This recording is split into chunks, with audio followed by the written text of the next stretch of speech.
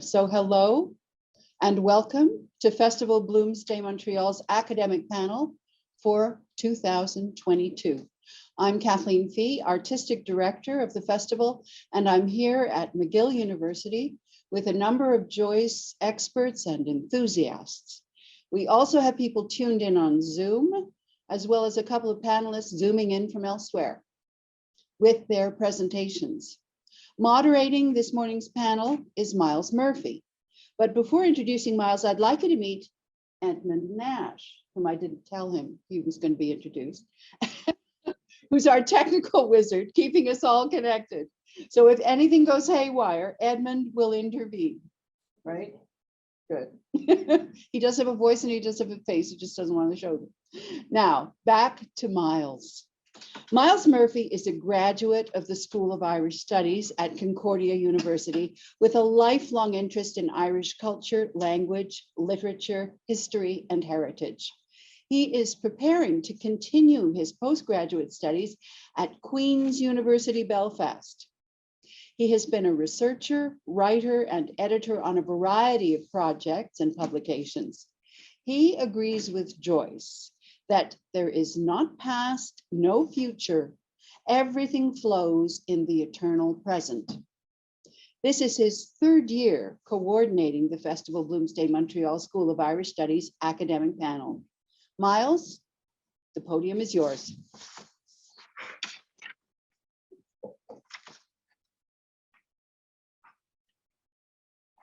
Thank you, Kathleen. Good morning and welcome. It's nice to be back in person, but also welcome to those folks online and who followed us the past couple of years in the virtual world. Before I introduce our moderator, and I will just be doing some minor moderation this morning, I just want to talk about the structure of today's event. The academic panel is divided into two sessions, morning and afternoon, with 4 presenters each. Each 20-minute presentation will be followed by a Q&A period. So it won't be a real panel, it'll be a presentation followed by a Q&A. So please hold your questions until the end of each presentation. This morning, we'll hear 4 Joycean scholars speak about their reflections on Joyce on this 100th anniversary year of the publication of Ulysses and the ripples his work has made. David Byrne has said, "I sense the world might be more dreamlike, metaphorical, and poetic than we currently believe, but just as irrational as sympathetic magic when looked at in a typically scientific way. I wouldn't be surprised if poetry in the broadest sense, in the sense of a world filled with metaphor, rhyme, and recurring patterns, shapes, and designs, is how the world works. The world isn't logical, it's a song."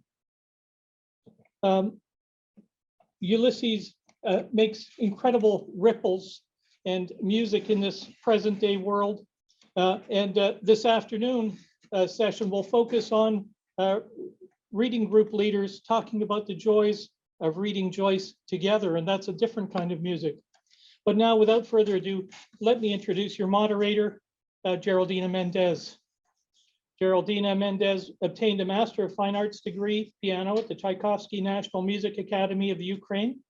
Her interest in performing the works of J.S. Bach compelled her to participate at the 4th International Johann Sebastian Bach Piano Competition in Saarbrücken in 2000,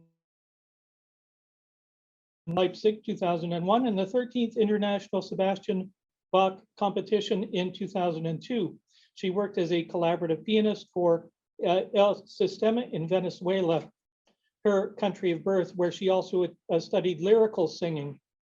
In Montreal, she's been under the vocal guidance of Maestro Stefano Alghieri.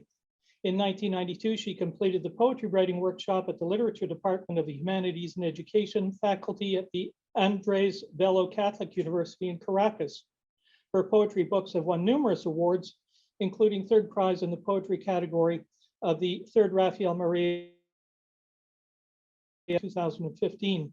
In 2021, she participated in the online short story workshop of the renowned Venezuela writer Fedosy Santella, resulting in the publication of one of her stories on the writer's blog. Geraldina is a passionate Joycean. She leads a Hispanophone Joyce online reading group on social media. Geraldina?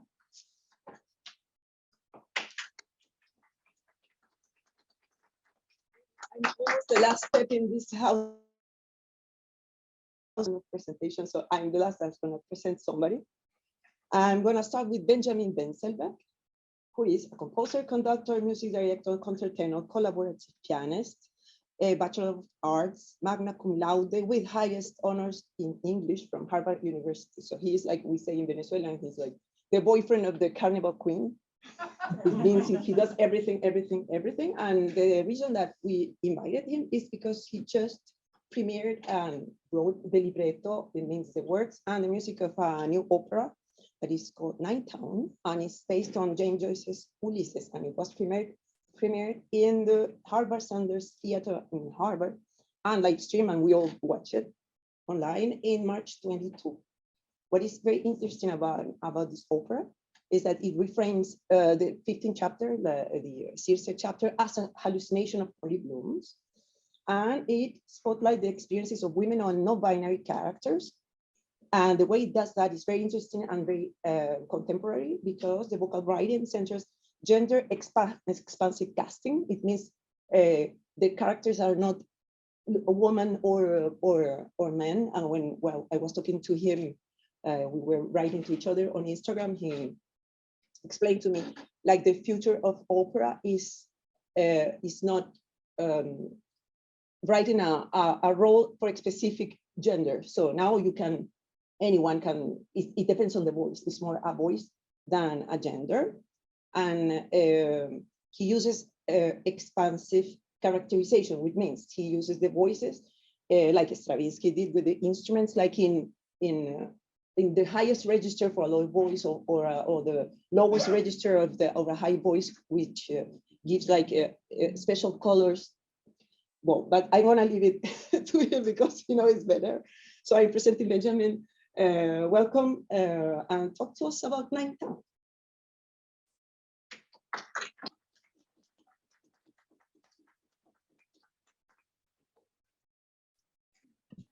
Hello, everyone. Thank you so much, Geraldina, for that lovely introduction, and to Bloomsday Montreal for the chance to be somewhat present at this event. I'm sorry that I can't be there in person, but I'm thrilled to be joining you all and to have the chance to speak about this new opera. And as just stated, I think that a great way to sort of jump into this is to start with the idea that contemporary opera can really cater to contemporary times. And I think that has a nice overlap with ways that we can think about Ulysses as a text 100 years after it was written. So I will share my screen now, and hopefully you can see these slides. I'm going to go to that one first. Hopefully that's visible. Just let me know if not. And this presentation is called Molly in Nighttown, a Rejoicing. This is a photo from the premiere production, which was by Lowell House Opera, which commissioned the work. And it, as just stated, it was premiered in March of 2022. So just some quick facts about Nighttown. As I just stated, it was commissioned and premiered by Lowell House Opera in March of 2022 at Harvard University, where I've just completed my undergraduate studies. Stage directed by the one and only brilliant Adrian Boris, who's also the executive producer of the company. It was mentored by academics and musical composers and creators alike, including Louis Menand, Russell Reimer, who was my thesis advisor. The piece is also a senior thesis at Harvard University. Composers Jonathan Dove and Michael Gandolfi, and wonderful dramaturg Sarah Rodriguez. And I'm very honored that the piece won the Hoops Prize at Harvard and also a Fay Prize at the school through the Radcliffe Institute of Advanced Study.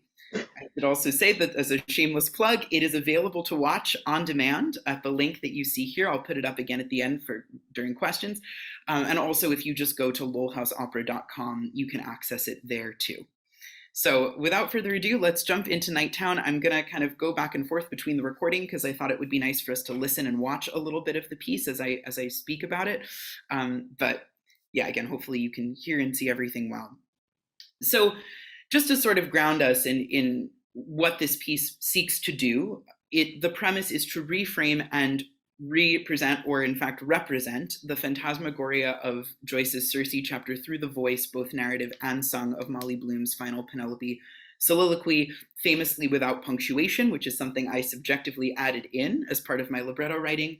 I was fascinated by the notion of Molly Bloom as an opera singer, and originally the commission for the opera company was a one-act opera, and as such, I wanted to throw a lot of elements into chapter 15, and over time it just sprawled into a two-act opera as Molly took center stage.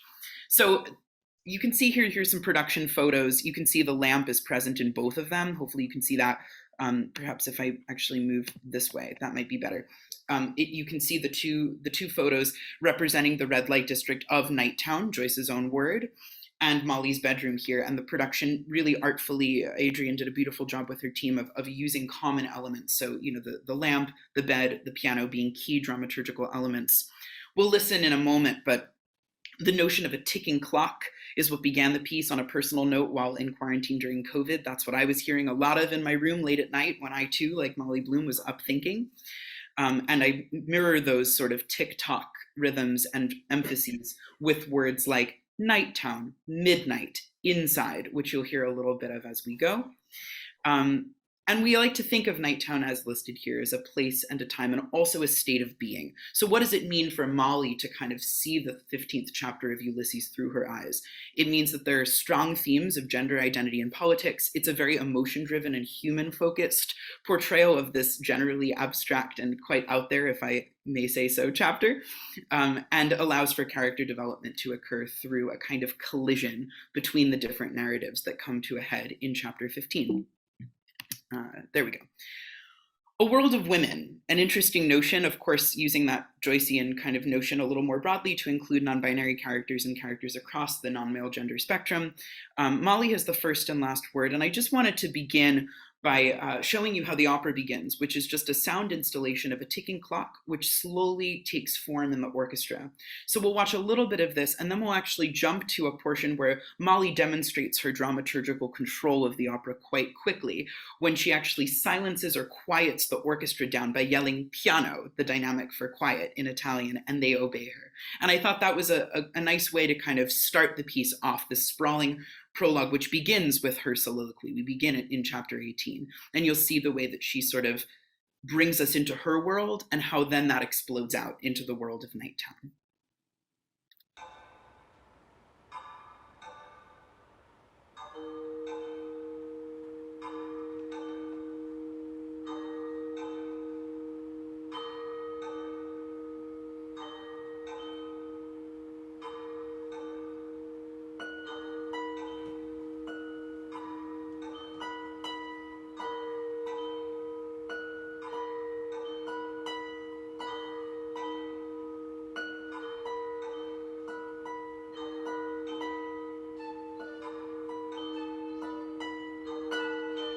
So all the TikToks.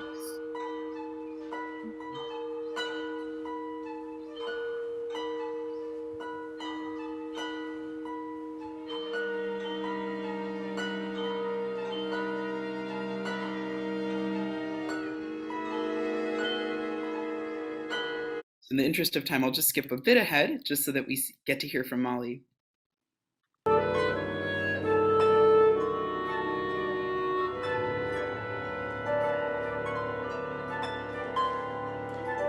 You might recognize these words.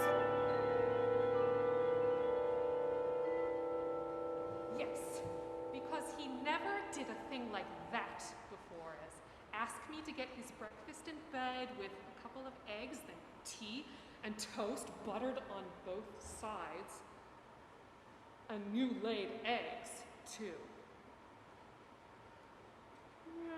Yes, I suppose I'm not.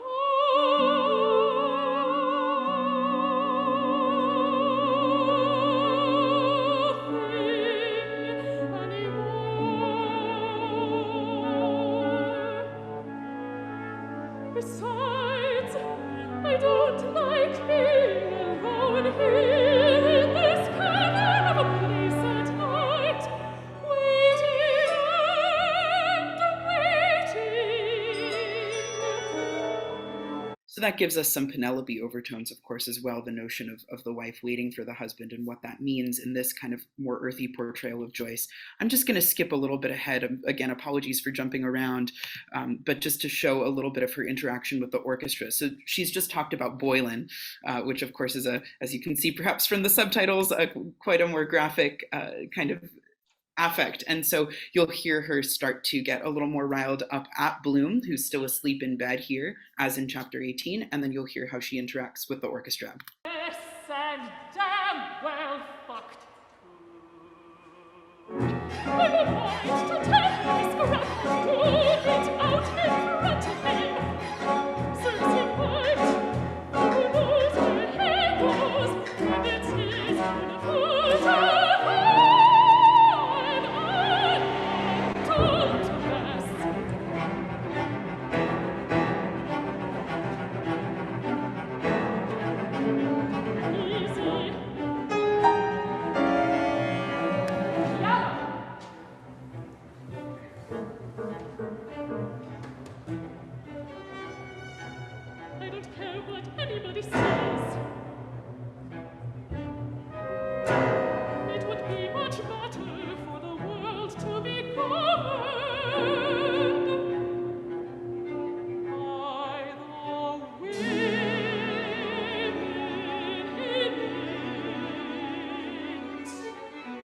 So on that note, we will jump a little bit ahead.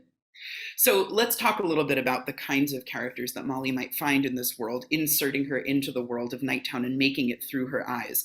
You'll see right here, I don't know if you can see my cursor, but the character in the sort of ornate, more Grecian dress to Molly's right is the nymph, a small character in the original chapter 15, but one that we've exploded into her kind of sister, guide, lover, friend, betrayer, all characters all in one, who kind of accompanies Molly on this journey. And you'll see here that the ensemble is surrounding her. This is the opening chorus of the Nighttown sequence, where in fact the characters don't actually have their assigned roles yet. Aside from Molly and the nymph, all the other characters, Bloom, Stephen, Buck, Bella, now Belle in this rendition, which we'll talk about a little later, all sort of have their moments in their roles and then blend into this amorphous Greek chorus that surrounds Molly, which is, again, to kind of make her, as written here, the center of gravity, and all the other characters kind of evolve and exist through her consciousness.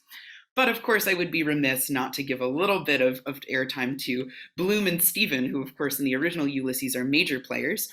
So let's just go to a moment where we can see some of the banter between Stephen and Buck, again, commented on by Molly, and then we'll go to Bloom. Round whispers of sweet, sweet sin.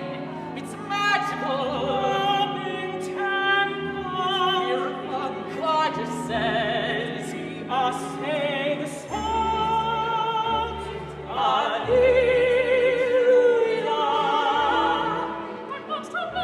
Hallelujah.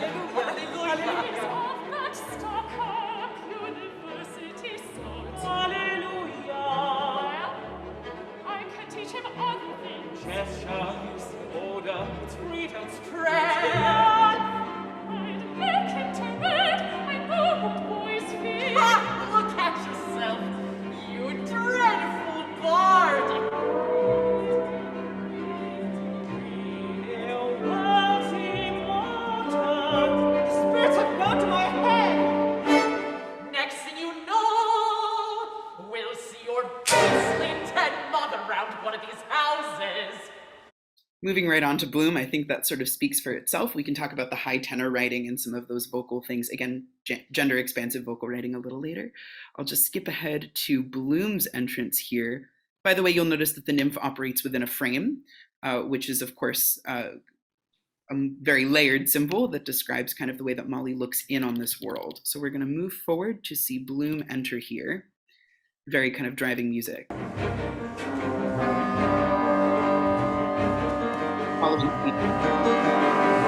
Stitch in my side, why did I run? Midnight in the head, drugs are double hit. Why goose chase this?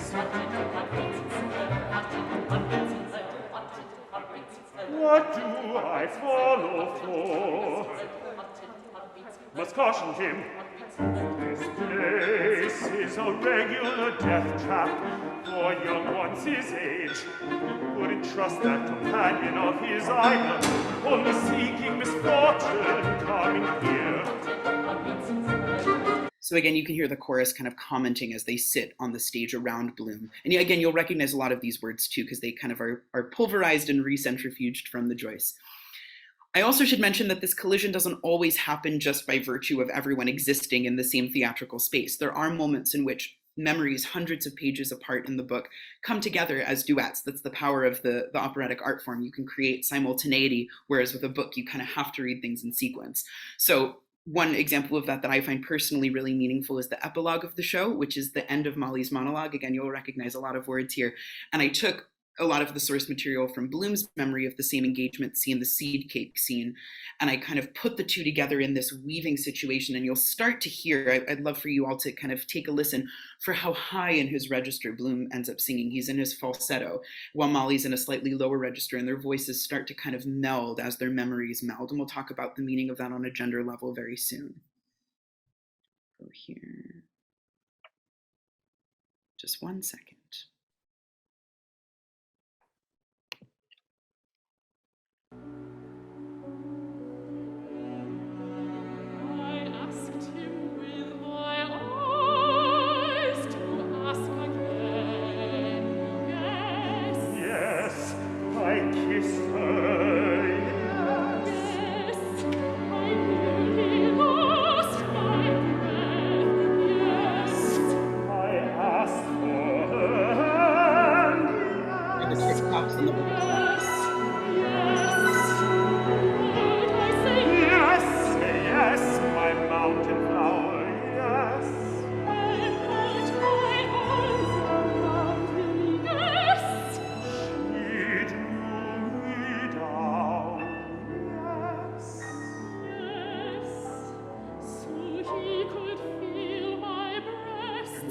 Bloom goes up into his falsetto.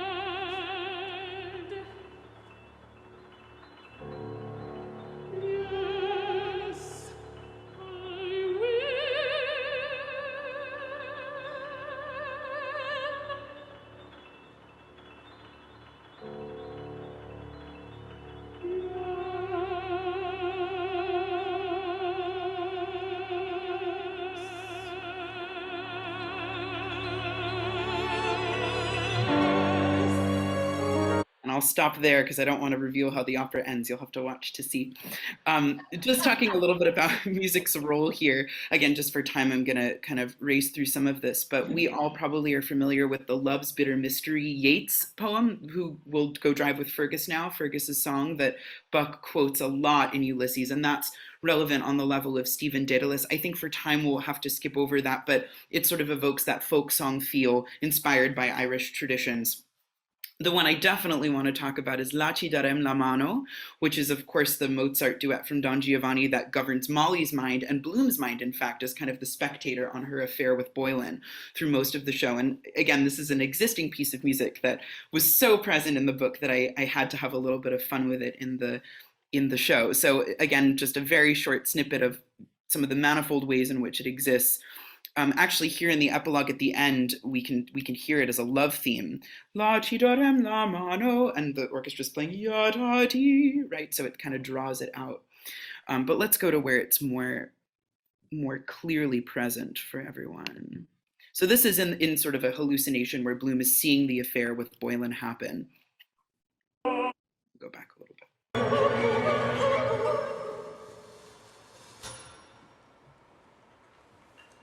La ci darem la mano, la mi dirai di sì.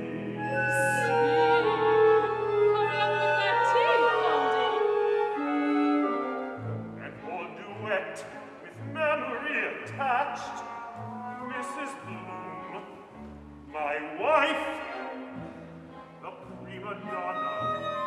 I could have been a prima donna, if not your wife. Right there, you can hear the horn go bottom, bottom, right, Nighttown, tick-tock, but it's all kind of buried within this sauntering theme of the Mozart duet that Boylan kind of plays on and Bloom remembers through his consciousness.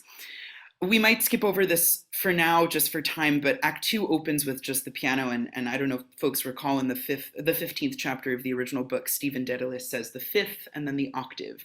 Fascinating music is, it muses on life. And actually, by pure coincidence, I was interested in perfect fifths for this piece, and then when I reread the chapter as I was beginning to set it to music, I thought, wow, or at that point writing the libretto, I totally had forgotten that Stephen thinks about the same intervals. So the fifth is sort of this departure interval, which makes sense. Nighttown is a world of going away from the home, going away from fidelity, going away from domesticity. And then you get the octave, which is somehow it's the farthest away you can be, right, in a scale, but at the same time, it's the note you started at. So there's this kind of full circle thing. And as Stephen says really beautifully, longest way round is the shortest way home. It's one of my favorite Joycean lines ever. If anyone has any more questions about the musical side of things, please feel free to ask. Again, I think I'm going to skip the falsetto thing here in the moment that Bloom sees Rudy, which is one of the moments that made me want to turn the chapter and the book into an opera. So, but I will just mention here, you can see in the photos, you have Bloom in the skirt, which happens when Bella, in this case Belle, has in the 15th chapter that sort of hallucinatory moment where Bloom says, I so want to be a mother, and we get this kind of gender play between the two of them, and they toggle back and forth. As you heard in the epilogue, Leopold Bloom, a baritone by trade, sings in his falsetto as Molly's singing a little lower. You heard in the prologue when she's talking about using some profanity to describe her affair with Boylan, she goes really low into her range. And I love that notion of playing with voices independent of the gender identities that they're traditionally meant to portray on stage. And in Ulysses, actually, that takes on really interesting form. Here also you can see Buck, who is written as a very high tenor, which is often not the picture of kind of macho masculinity that Buck tries to present and posture throughout Ulysses. So playing with all of that. But here we get to Belle. This is really what I wanted to make sure we touched upon. So Nighttown as a piece has a disclaimer or a clause at the beginning of the score that says that all of the voice types are meant to be cast, or all the roles are meant to be cast according to voice type, not gender, which is to say that regardless of gender identity, the voice types are fixed in their ranges, but it's meant to be an open-ended notion of who Molly is, who Bloom is, what their relationship is. Within that, the character of originally Bella Cohen in the 15th chapter of Ulysses, goes back and forth between Bella and Bello as the sort of sexualized role play interaction between that character and Bloom heightens. And I found that slightly problematic on a gender roles level, but the notion of Bella being this sort of gender fluid character, or as I like to refer to it, gender expansive character, seemed to have a lot of opportunity within the opera world about representing non-binary and trans singers, because with opera, you have to write vocal parts so specifically in terms of range, or do you? So the role of Belle allows us to, as originally written, it's sort of at the center of the staff. It's kind of not a high voice, not a low voice, but one in the middle. But every note of it, whether it's a whole phrase or an individual note, can be changed in terms of octaves. And I've made that a specific goal of the piece, that it works in terms of balance, it works in terms of text setting, it works in terms of phrasing, no matter what note or what word or what phrase is put into different octaves, lower or higher. And that allows the performer to have this kind of ability to make their own experience.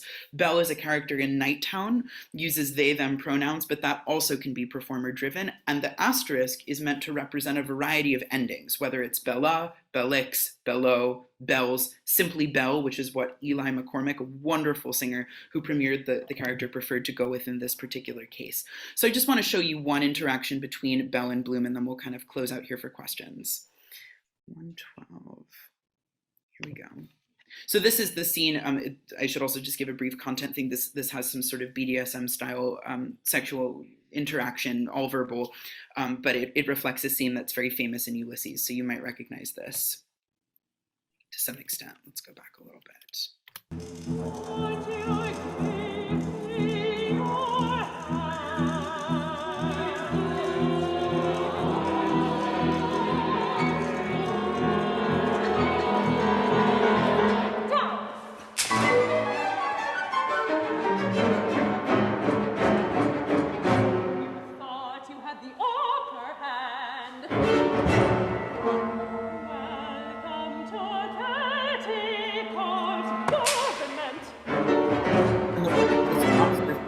along with Belle in this next scene. Powerful being, awaiting your further orders.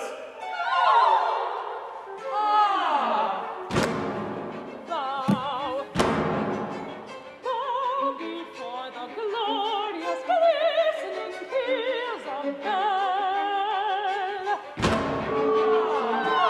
Enormously I kneel to praise you, almost to pray. I have been a perfect pig. I have been a perfect pig. You don't know the half of it. Under the yoke, I'll break you in. Of course, the line, "You are mine, swine," reminding us of the Circe imagery that governs Belle's portrayal. So as a final last thing, I just want to play a sort of 30-second clip musically to close us out here. On a personal note, this was a piece that was completely developed during COVID. I actually have never met the dramaturg behind it in person. We've only collaborated through Zoom. My entire thesis process, which ended up expanding over 2 years, was also completely on Zoom. And I think that one moment in the epilogue, and also since we haven't heard much from the nymph yet today, is when you'll see in the subtitles, but the notion of taking mourning grief and turning it into a morning daybreak, the idea of kind of moving past grief. This is a piece that very much centers, as I said, human emotion and interaction, but also unlikely community, notions of finding people again, losing people, dealing with immense trauma, and centering the notion of what it means to find home in people, not just places. And I thought that all of those things are really resonant for a pandemic time, and in thinking about Ulysses 100 years after it was written, and how it can speak to us today. So I just want to end with this little musical moment from the very end of the opera before the duet epilogue that you saw earlier, and then I would love to open it up to any questions that you have.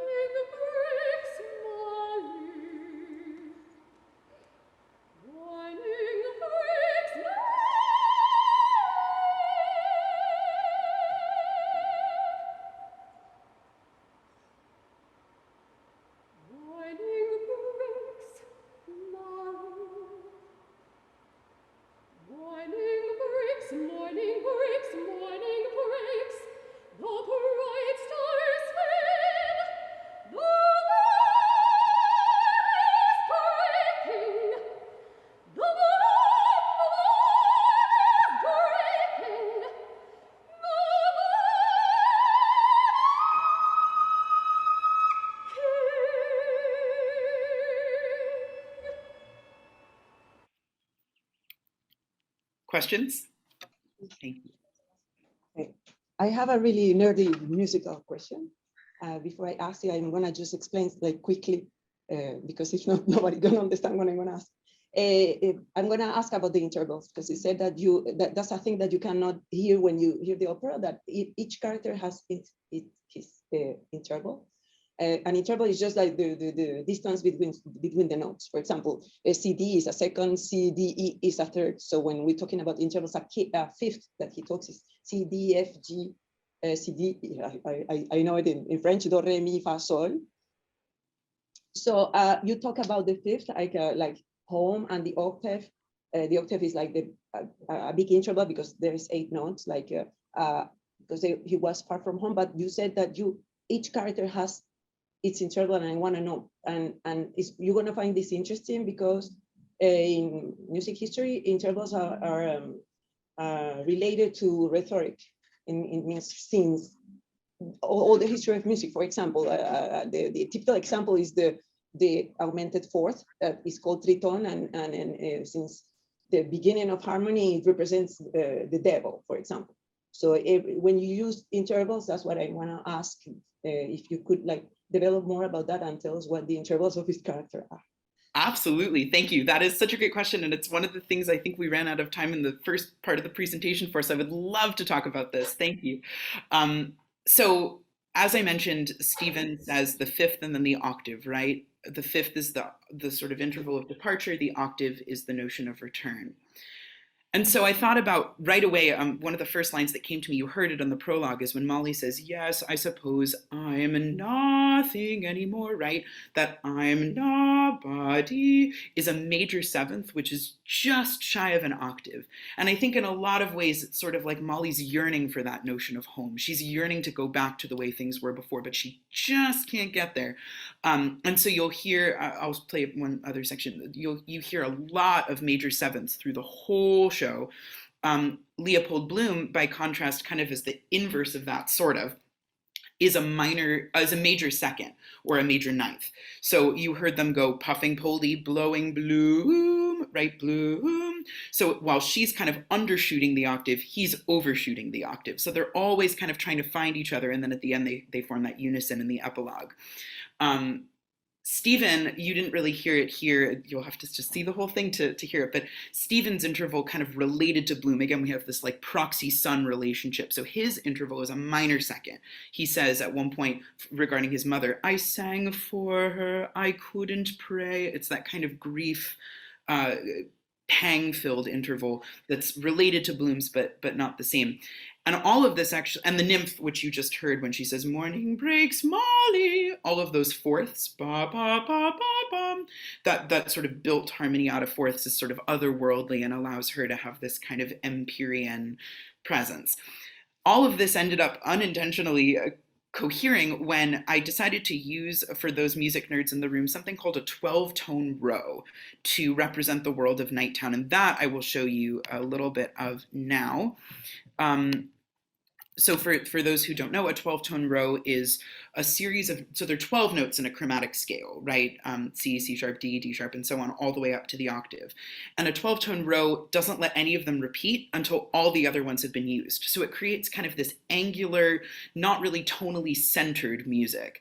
And I decided to write a lot of the vocal lines in that way to create that kind of serpentine winding through Nighttown feel, but using harmony. So it still feels very tonal and accessible. So what that also allows for is motivically, you'll hear similar things. So for example, there's one point where in the Me Too chorus, which I should also mention is a gender politics thing. I'm glad you brought this question up. You'll hear Molly shouting several allegations against Leopold Bloom using the words Me Too. Joyce had that happen in 1922, not me, and I decided to just expand upon it. So you'll hear ba bee ba bee ba ba ba ba ba ba ba ba, 12 notes, none of them repeat.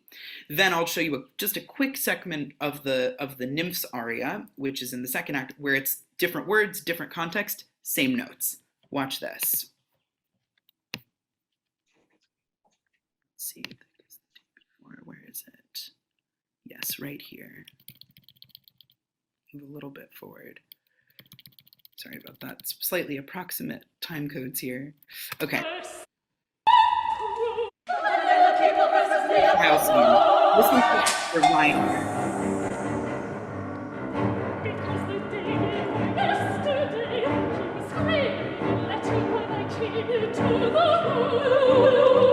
So because the day before, yes, by the way, yesterday, yes, yesterday he was scribbling a letter when I came into the room, kind of chromatic, kind of angular. Then if we go to the Nymphs Aria, very different energy, you'll hear the same notes actually through it. So let's go to that. Go a little forward. Okay, now listen to what she thinks.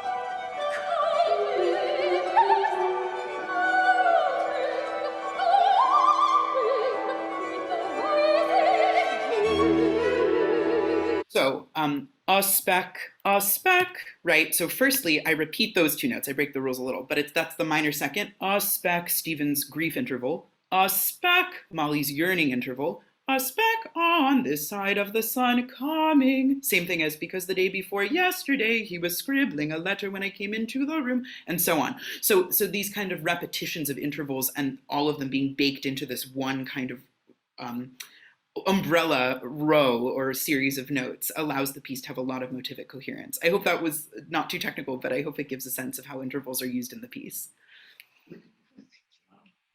Yes.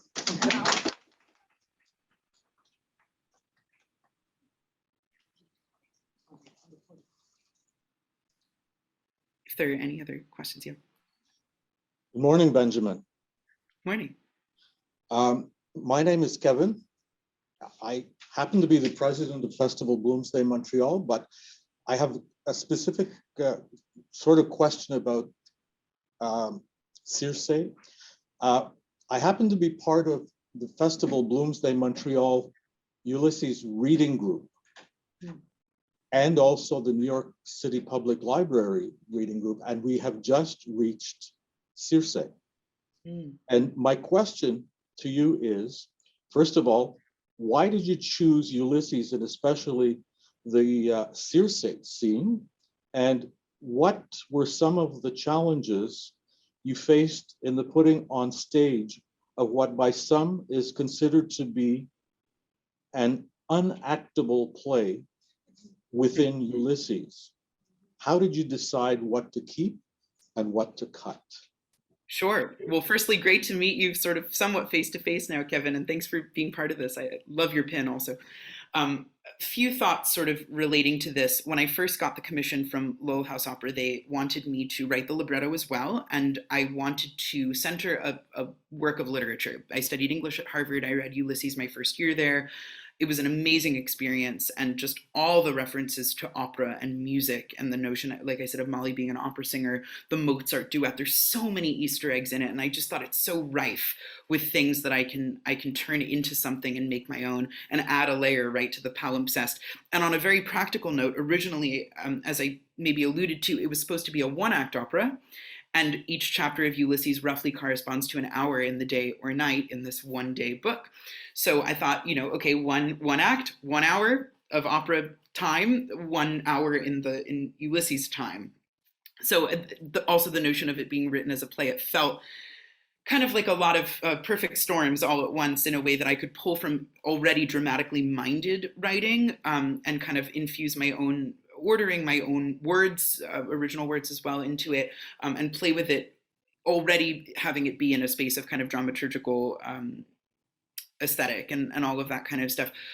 But then, as I mentioned, when Molly sort of entered the scene, she just stole so much of my brain and my heart in writing it, that it just had to kind of open up from there. But as a kind of anecdote to answer your question, because I too love this chapter and have read it many times, I took another course at the time of getting this commission, coincidentally, on Proust, Woolf, and Joyce, taught by Professor Philip Fisher at Harvard, wonderful professor.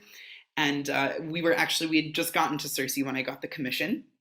And I was thinking, okay, maybe I'll play with this, but let's see what his lecture says. Maybe there's something in the lecture that piques my interest. Maybe I can ask him about it after, or something like that.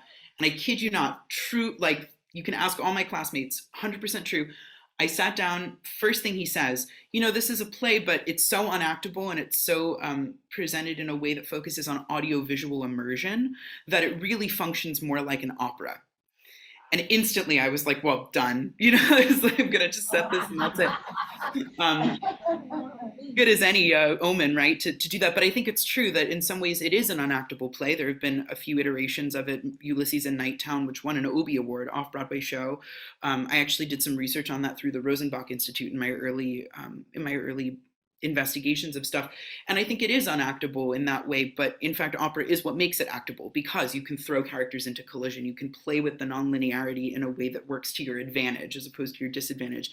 And of course, at the risk of sounding a bit saccharine, music really can say so much. And I hope that Nighttown kind of demonstrates that beyond the words, that the music really allows us to bring these characters into a very personal yet universal journey, and that's something that opera can do really uniquely. Thank you. Questions? So we have time probably for one more question. Any questions? You have to go. David, you have to Okay. go to the camera. Can you hear from the audience, Benjamin, or no? Yes, I can. Yes. Okay, so you can stay there, David. Well, my question, not a question, it's a comment. I think Joyce would be himself completely blown away by what you have done. He would have been. Thank you. It's very kind. And I think the music really does pull a lot of this stuff together. And it's brilliant, the idea of Molly and thinking back, or in a literary work, of course, going back to Circe is, well, it's brilliant. I think Thank if you. you polish it a bit more, you might see it at the Met. Thank you. That's extremely kind. No, it's such a pleasure to share it with you all too. Yeah. Any questions online? None yet. Okay. Okay. Thank you, Benjamin. Thank you. If you have any other questions, don't hesitate to reach out. You know, I know Instagram and all the different ways, but and Nighttown's available to watch if you want to watch the whole thing. Yes, that's my question. How can you watch the whole thing? Great, yes. So the link is a little bit complicated, but honestly, if you just search up Lowell House Opera and the title of the opera, you will get to the homepage of Lowell House Opera where it has a button right there that says Watch Now on Demand. So very accessible, specifically for Bloomsday actually is another plug, the Blooms and Barnacles podcast, which is wonderful. I just did an episode on Nighttown that's a little bit longer in length if you want to hear more about the piece too, and here's some excerpts of it. But you can watch and listen to exactly what you just saw in full through Lowell House Opera's website. And reach out to me with any questions. My website is just myname.com. If you Google me, you can find it. And there's a little link to Lowell House Opera there too. Or if you can't find it, just fill out the contact form. And I'm so happy to answer any questions or provide any resources that I can. Thank you. Thanks so much for this opportunity.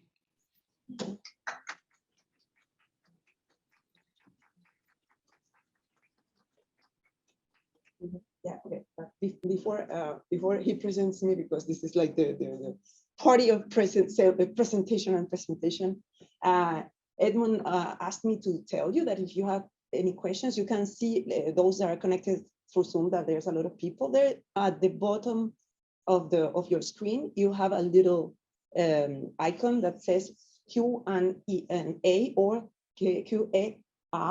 So you can just type your question there and we want to read it for you. Okay. Thanks, Benjamin. Thank you so much. Happy Bloomsday. Yeah, thanks for being with us. Thank you. Thank you. Thanks so much, everyone. Our next presenter is Geraldina Mendez, who we've introduced earlier, but Geraldina has lots to say about the music. She'll be presenting this morning, talking about the musical connections with Joyce. And this afternoon, she'll be talking about her reading group. But this morning, I want to present Geraldina again and say that as a musical performer, as a vocalist, as a pianist, she's found a real resonance with Joyce. And I'll turn it over to Geraldina to do a presentation on her musical connections. Thank you, Geraldina. Yeah, I wanted to apologize to breaking on the party of the scholars, because I'm not a scholar, I just have a Mickey Mouse. But anyway, so when you talk about music in the Ulysses, we're not talking only about the references. That was the way that I connected to the Ulysses, thanks to Kathleen, when I connected to the festival, and she said, let's do the monologue, and we're going to investigate, we're going to find all the little pieces of fragments of music that were on Molyneux's monologue, and just like, you say this, and when she mentions like the phrase that, or the name of the aria, then I'm going to sing it. So that was like in a basic level.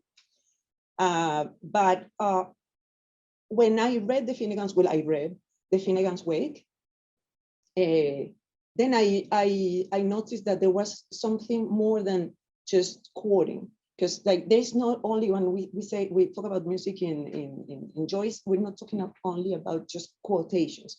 Like yeah, he mentions a lot of music, a lot of character, a lot of phrases from arias. But what interests me particularly is like the musical structure, because when I was reading the Finnegan's Wake, like, because you know that you don't read it and you just go through it like in an intuitive way. At the beginning, I couldn't read it, so I was very mad. And the only thing that helped me was Philip Kitcher's essay that is called Joyce's Kaleidoscope, when he said, you just have to read it out loud. And I was like, okay, but I'm not an English-speaking person and it's not gonna sound like it's supposed to. So, because I couldn't, like maybe I knew that I couldn't find like that rhythm, I went to YouTube, same YouTube, and I found this reading of Chopin McKenna's of Ana Lidia Plurabelle. And it was like 2 a.m. because I already started reading it like 3 times, and I was like, what is this? He's mocking us. What is this? You cannot even read this thing. And so he shares his experience, and that piece of information, that just read it like music, like listen to it, read it out loud and listen how it sounds, and listen to Chopin McKenna looking at the text. Then it's like, and it was 2 a.m. So it activated something strange in my head that happens when I listen to music, because, you know, even if I'm a musician, for example, like you see this thing of the structure of Benjamin opera, you cannot hear it like if you don't have like the sheet music. But the structure of a music piece is there even if you don't see it, and it's acting on your brain in a specific way. So that's what the Finnegan's Wake did on me. And then I took another fragments, and I could read only the fragments that were recorded by some actors, because not just read but like a dramatized reading. So I could like hear the music of the thing. And then I kind of, okay, it's like you understand, like when you hear a piece is too modern, you don't understand it. What is this? This is not Mozart. This is Beethoven. No, this is classical. No, this is Baroque. It happened with Joyce. Also, it's like, okay, this is this kind of music X that you don't know what kind of music it is. And then in the middle of this music, you recognize things that you know. So I started reading everything that is written about Joyce and music. I have everything. I started reading, but the thing that he said, I'm kind of a polyphonic freak because I love Bach, and I wrote my thesis about rhetorics in Bach music when I finished conservatory. And I was like, he said that there's a fugue on sirens. I was like, if there's a fugue there, because no fugue can resist it, I'm gonna analyze it as a fugue. So it's literature, but you can treat it like music material. So I was like, how to treat it that way? So I did this analysis that I have it on my blog, but it's in Spanish, and I promised Jamie that I'm gonna translate it, but I'm gonna talk about it today. So the first thing is that we have that a list of parts, musical parts of Sirens episode that Joyce wrote, that I didn't invent that. In this, I found it in a Spanish essay from Guillermo Sanz Gallegos. It's in English.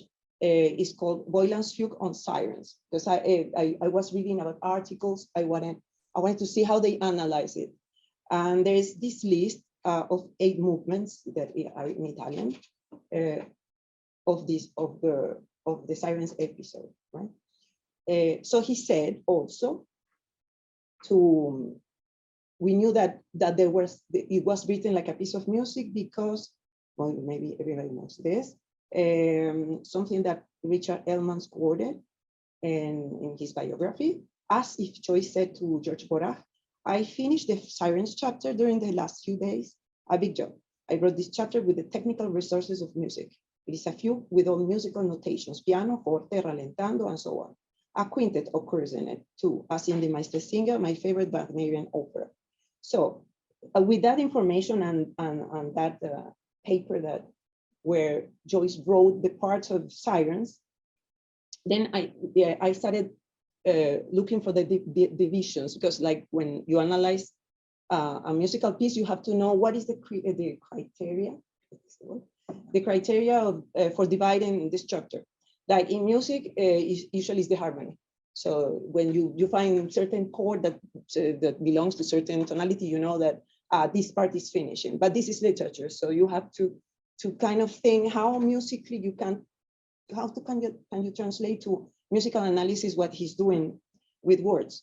So the divisions are, it's very interesting because he mixed the structure of an operatic structure, which means every time that a character enters or exits, that's a part, that's an unit, a scene, what we call. So there are 8 scenes, depending on which characters are entering or exiting the scene. So that was easy, that was the easy part. And then I was trying to find in the text exactly what he has written about, because they are all terms of musical polyphony. So the first part is what I call the overture, the first page. So in the first page, you know, like this first page of Sirens is kind of defining as something like really crazy. But what is going on really is that he's doing a list of all the themes that he's going to use in the chapter. So that's like in music, a theme is like Benjamin was talking about, like 2-3 notes or several notes that you can recognize every time you see it. In literature, it would be like words, like some word that repeats itself, like impertinent, like tap, a word or a name or a character. So the first page, that it sounds more like when an orchestra is like tuning and you can hear all the motifs at the same time, is because everybody is rehearsing their solo. It sounds like that, but it's like the overture, because in opera overtures you have like all the things that are going to sound in the opera that are going to be developed. The second part is the exposition of the fugue. The exposition is which characters, which is the main subject of the fugue, which is Bloom. Every time you see Bloom, and he's like in a strategic parts of the text, you can just mark it, because it's like that's the principal like theme of the fugue. And in a traditional fugue, when you have a theme, you have the soggetto, you have the contrasoggetto. You mean you have another theme that is opposed to this, and it appears all the time. Why I think that Bloom is not because this is the main character. Why he is the subject and Boylan is the contra-subject, the contra-soggetto, because Boylan is not there. There is always, and it's not mentioned directly. He's just mentioned like jingle, jingle, or jingle, whatever. Like every time that you see jingle is Boylan. So he's like mentioning it like not in a direct way, but it's always there when you mention Bloom. So we have like in a fugue with a soggetto, which is Bloom, a contra-soggetto, which is Boylan. The third movement, the third part of the quintet is the amoroso ma non troppo, and I didn't invent it because it's on the text. So when you see that, you're a musician, you see that, you see, oh, this is a movement, this is a slow movement. It's indicated, the character Coley says it, and that starts the quintet. Because Wagner's quintet of the Meistersinger is Andante ma non troppo. And it starts where it says, first night when I first saw her. And this is the only part of the Sirens episode when you see Molly. There is no other part where Molly is present. So it's like a lyrical part of the fugue that is like at the same time an opera act and a fugue. The fourth part of the fugue is the development. In the development, you repeat the themes in different ways. In music, in polyphony, you use that subject, and then you can like invert it or cut it or augment it. It means it's going to be like a bigger, like instead of being like quarters, it's going to be half notes. So what he's doing every time, because you see in the character, every time that he mentions blooms, he doesn't say bloom every time, he says blue, he says blue, he says, you know that it's bloom because there are some BL at the beginning, but that's specific to the transformation of polyphonic subjects in fugues. Then the development ends. This is part 5 of the chapter of the musical form. It ends. It ends in number it is. It's on account of the sound it is. So in this fifth fragment of the chapter, he's explained to us how the chapter functions. And this is something that I found everywhere in Joyce, like in the Finnegan's Wake. Sometimes you're reading, you don't understand anything, and suddenly there is something in perfect English, and what I call like the inner reading guide.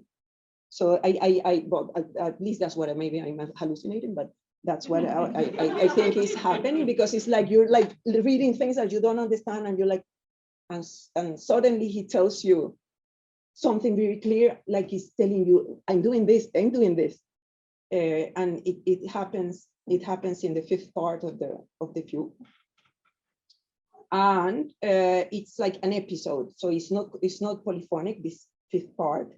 And there's no contrapunct, and the theme is completely different to the rest. So it's like an episode, because in music you have like folks are not like a fixed thing.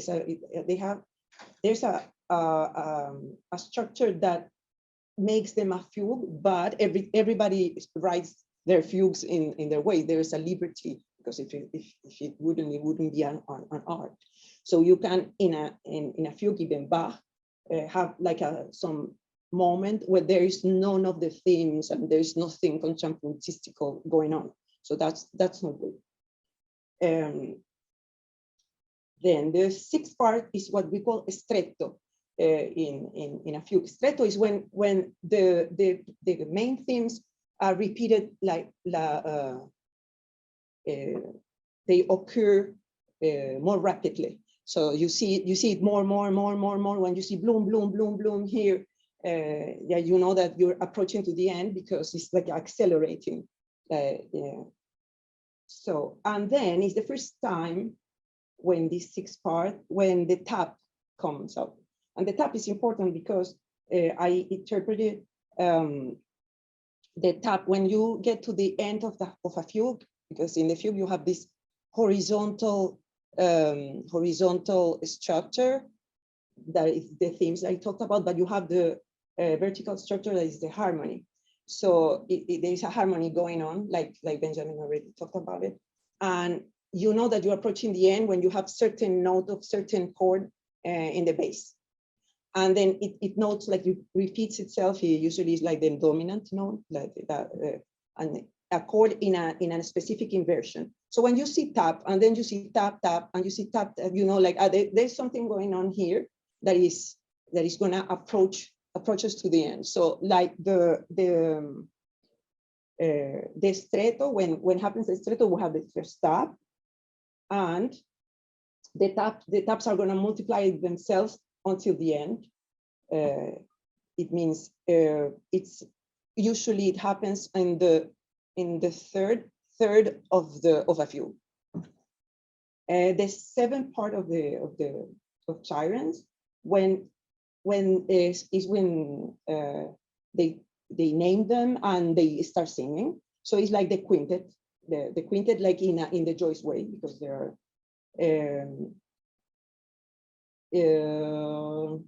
And he sang, this is a thing that I just wrote there, that he participated in this quintet. He sang it in 1909. It seems that, like we talk about Dennis in 2020, it was like his favorite piece of music.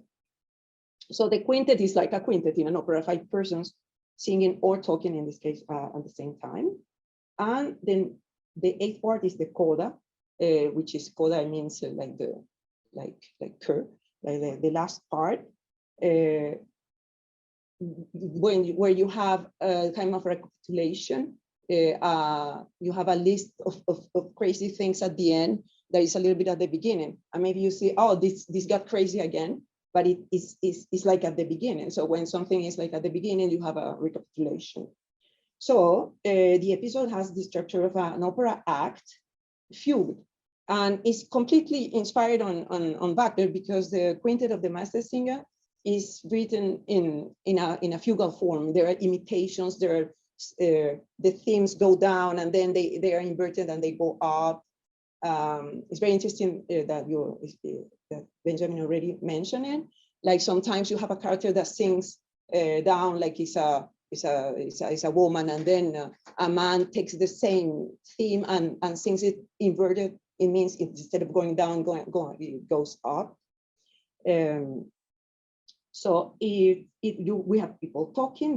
We have recitativi, which is people talking in an opera way. We have instruments everywhere because there are noises, and there is the quintet has canonic imitations. Canon, it means just a canon is like tan tan tan tan tan tan tan tan tan tan tan tan tan tan, a piece of music that you can, like somebody starts singing and another person starts singing it, like in the middle is gonna always go well. That's a canon. So that's what it's going here. So when he says that it's per canon, and that sounds like ironic because it's not per canon, and I think that doesn't exist actually. They are not canon. They are like the polyphonic technique, and then you do with it what you want. So that it doesn't exist. It's just it's a joke.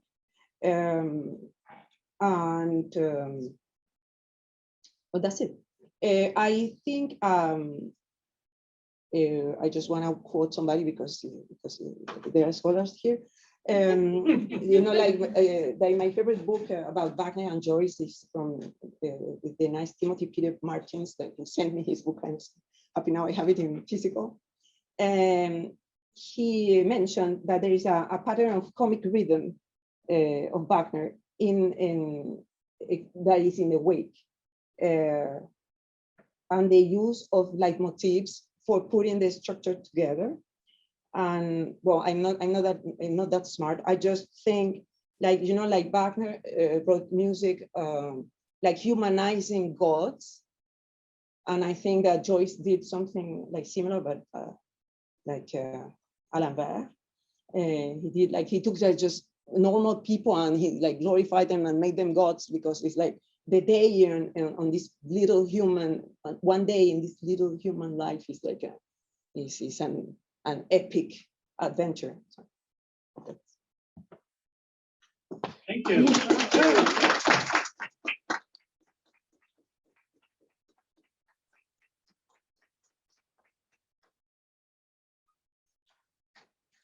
Thank you, Geraldina. That's very insightful.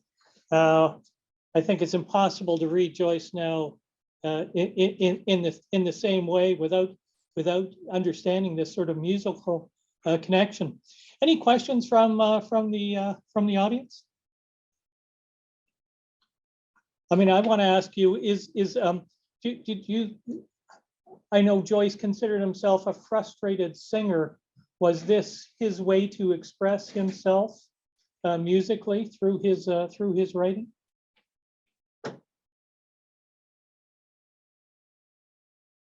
Yeah, I think so, because you know, like he participated in competitions, and he even helped a little bit this famous singer that his name was McCormack.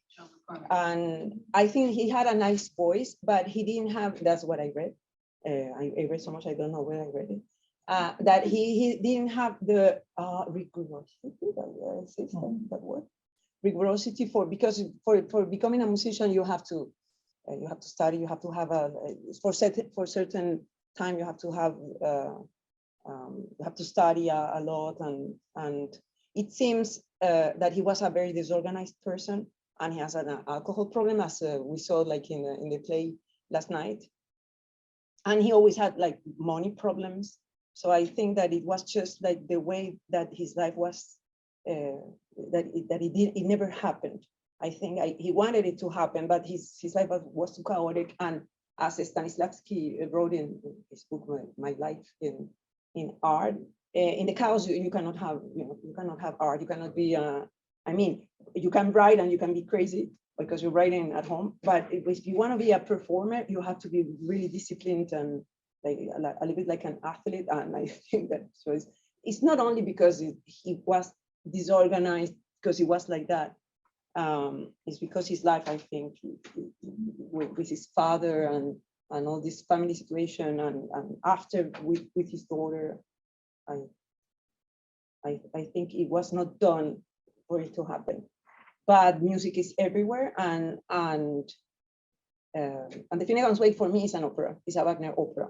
And actually, well, I forgot to mention that because I had a lot of things written down there, is that he was thinking about Tristan. He was thinking about the Meistersinger. So the Wagner opera that is that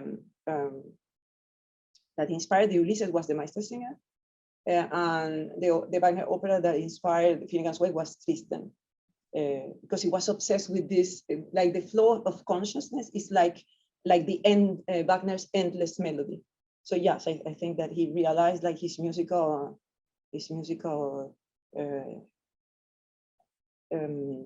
desire in writing, and that's why he's the most musical. That's why I cannot stop reading. It's like the most musical of maybe there are other books I know. I didn't read that much. I only read Joyce. Maybe there are others. I know that there were other people that wrote musical things, but I think I never. But I read a lot. I never was affected in this way. Like I mean, when you're a musician and you listen to music, you analyze it in a certain way. You have like your brain wired in a specific way, and the literature never, even poetry, never like activated this musical like ear in my mind. But Joyce did.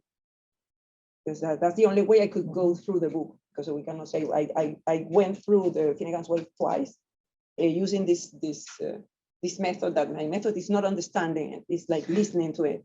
No, because I think it's everybody wants to understand it, but then you lose the fun. You're not like, it's like just going in the dark, like in a sea of music. That's how I see it. So not understanding it is part of the game. That's what I think. Beautiful. Yeah, thank you. Any other questions for Geraldina? Yes. Yes. I'm just going to touch a little bit what she just said. Drinking and smoking can destroy your vocal range.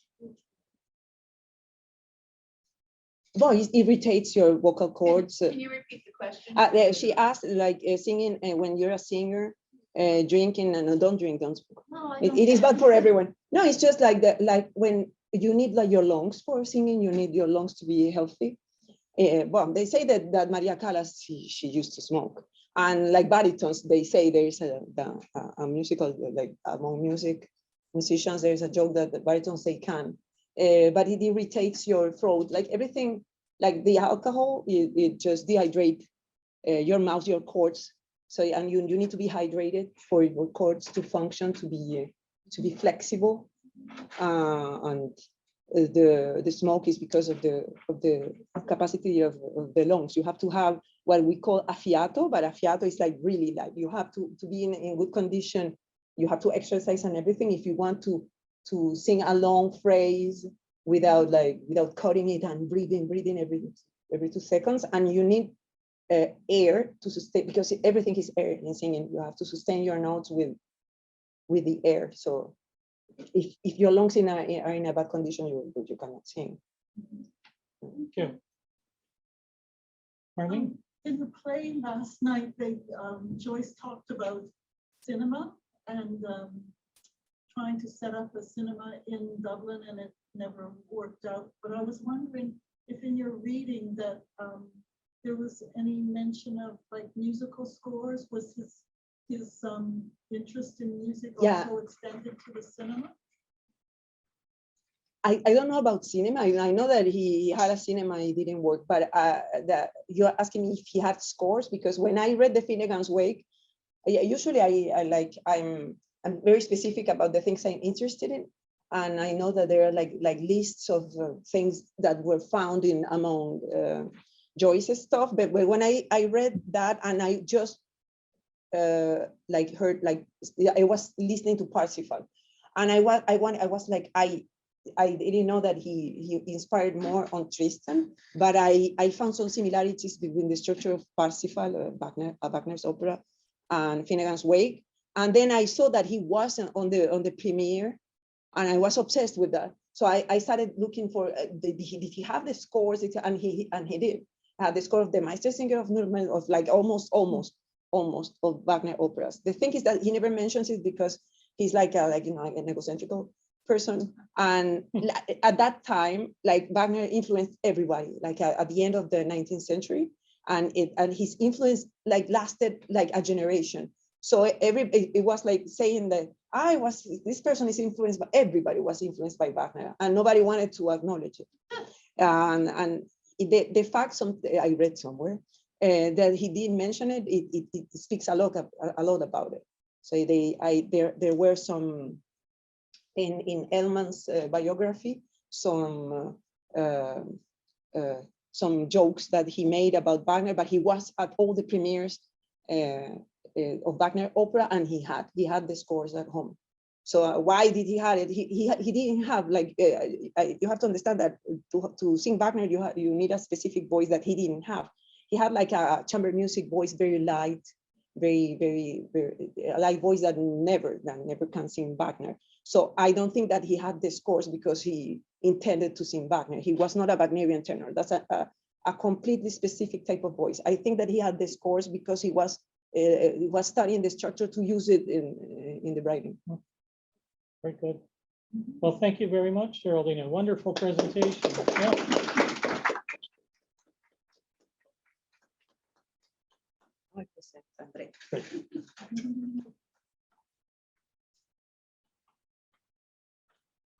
Like we continue. So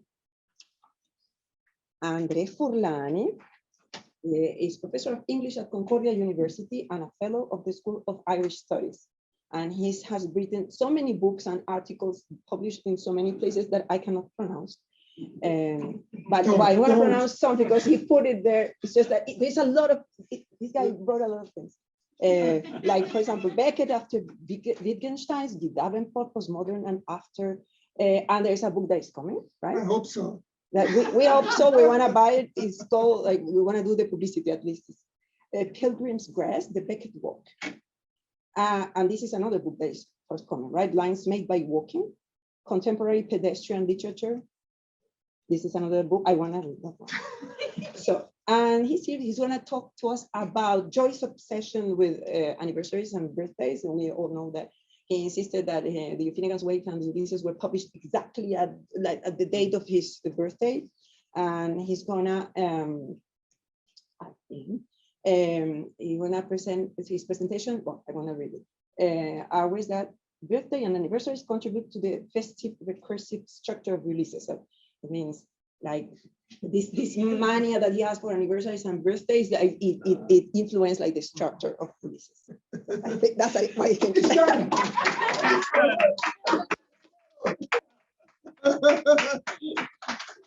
Boy, I better sing it.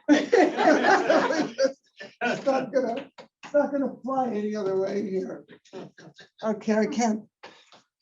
And on top of all the other theatrical elements of this occasion, of course, you have this kind of Johnny Carson. I feel like I'm supposed to be reciting one-liners or something, you know. I don't know. But yeah, Geraldina has described the subject, so I can cancel a few paragraphs.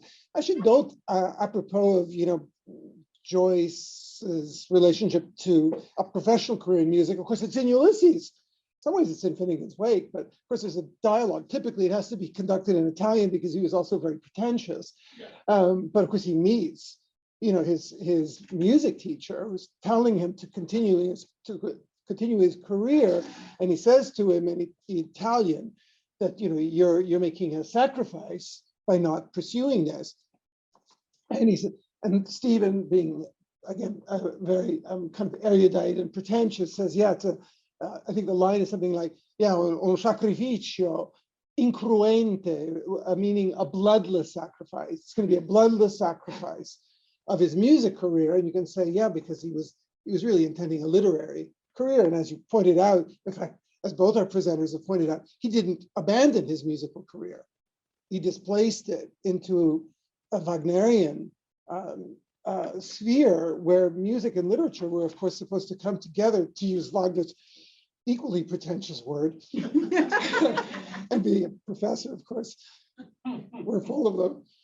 In fact, we're trying to invent them. A Gesamtkunstwerk, right? A total work of art where you sing Finnegan's Wake. And of course, he did record it. He recorded a short passage from an Olivia Plurabelle about it. So those musical terms, many that have been described here, the canon, polyphony, the da capo structures, the fugue, of course, speak to this very rivalry between the linear structure of music, right, happens in time, literature happens in time, and the contiguous structures of other art forms, especially sculptures. Famous essay that's quoted, again by pretentious Stephen, in Ulysses about the Nebeneinander und Nacheinander, right? Nebeneinander is contiguity and Nacheinander is succession. And Lessing had famously argued in the 18th century that art aspires to somehow combine those two elements.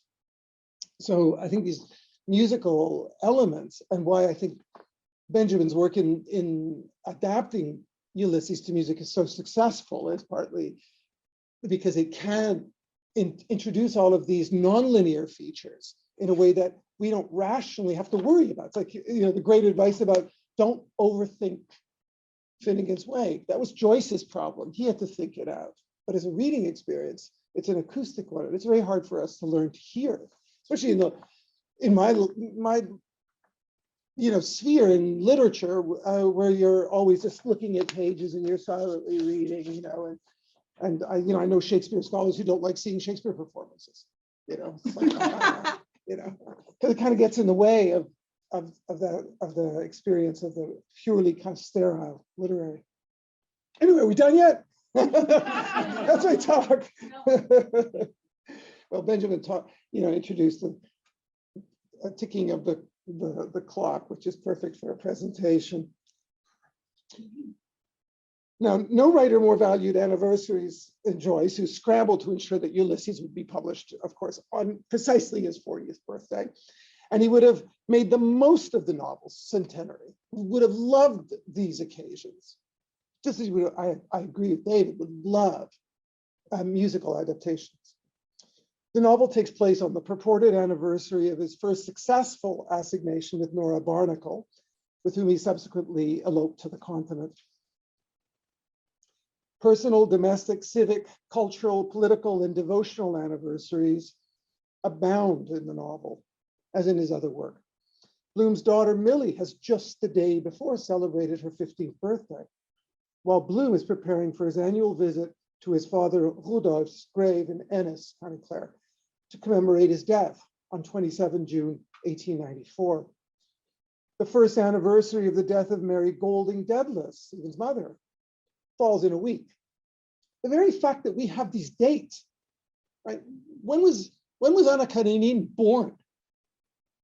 We get 100 pages of Dickens about the birth of David Copperfield. What day does it happen on? We don't know. The very fact we have these dates, including Molly's birthday, a very important date, 8th September, if you're a Catholic, that will ring a note, Mary, both establishes the rule of chronology and honors their periodicity. These days come around again and again and again, sin again. Bloom poignantly calculates absent Rudy's present age. 11, we're talking about. Gazing at Parnell's grave in the Hades episode, I'm going to get a Castilian accent and start lisping.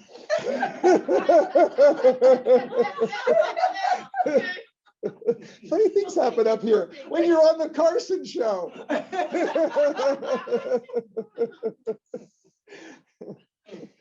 Bloom recalls another anniversary, Ivy Day, plus Ivy Day, the committee room, the commemoration of the leader's death and the subject of one of Joyce's finest short stories. But Bloom notes the irony that anniversaries can be as mortal as their subjects, right? They have to be commemorated. Think of this event, folks. The commemoration of Ivy Day is quote unquote dying out, right? The irony that it too dies, along with its celebrants. By contrast with such personal and secular political anniversaries is the canonical calendar, there's the word canon that Geraldina introduced, it means rule in Latin, of Catholic feast days, which dignifies the linear succession of the year into holy occasions. Christmas, I guess, is the best known. Benjamin mentioned Easter eggs. Another one. Molly's birthday is the feast day of the Virgin. The novel reminds us that hours themselves in Catholic Dublin are also canonical.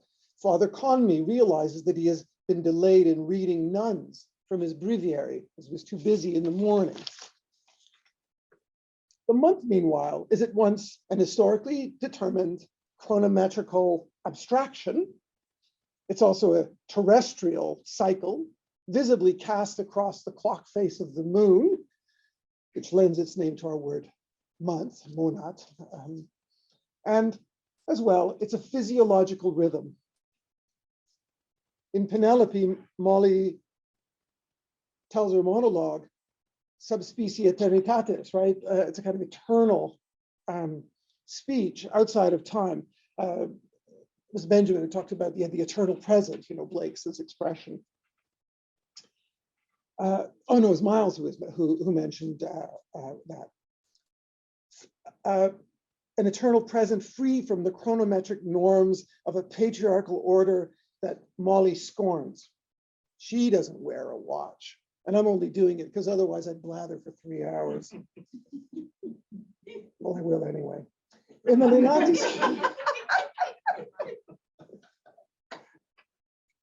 Linati scheme, Joyce assigns no hour to the Penelope episode, yet he has signaled matriarchal periodicity. Molly's period reinforces the female body's internal clock, subject to no norm or precept. It's by the internal living clock of menstruation, from the Greek word for month, that Boylan's paternity will be denied.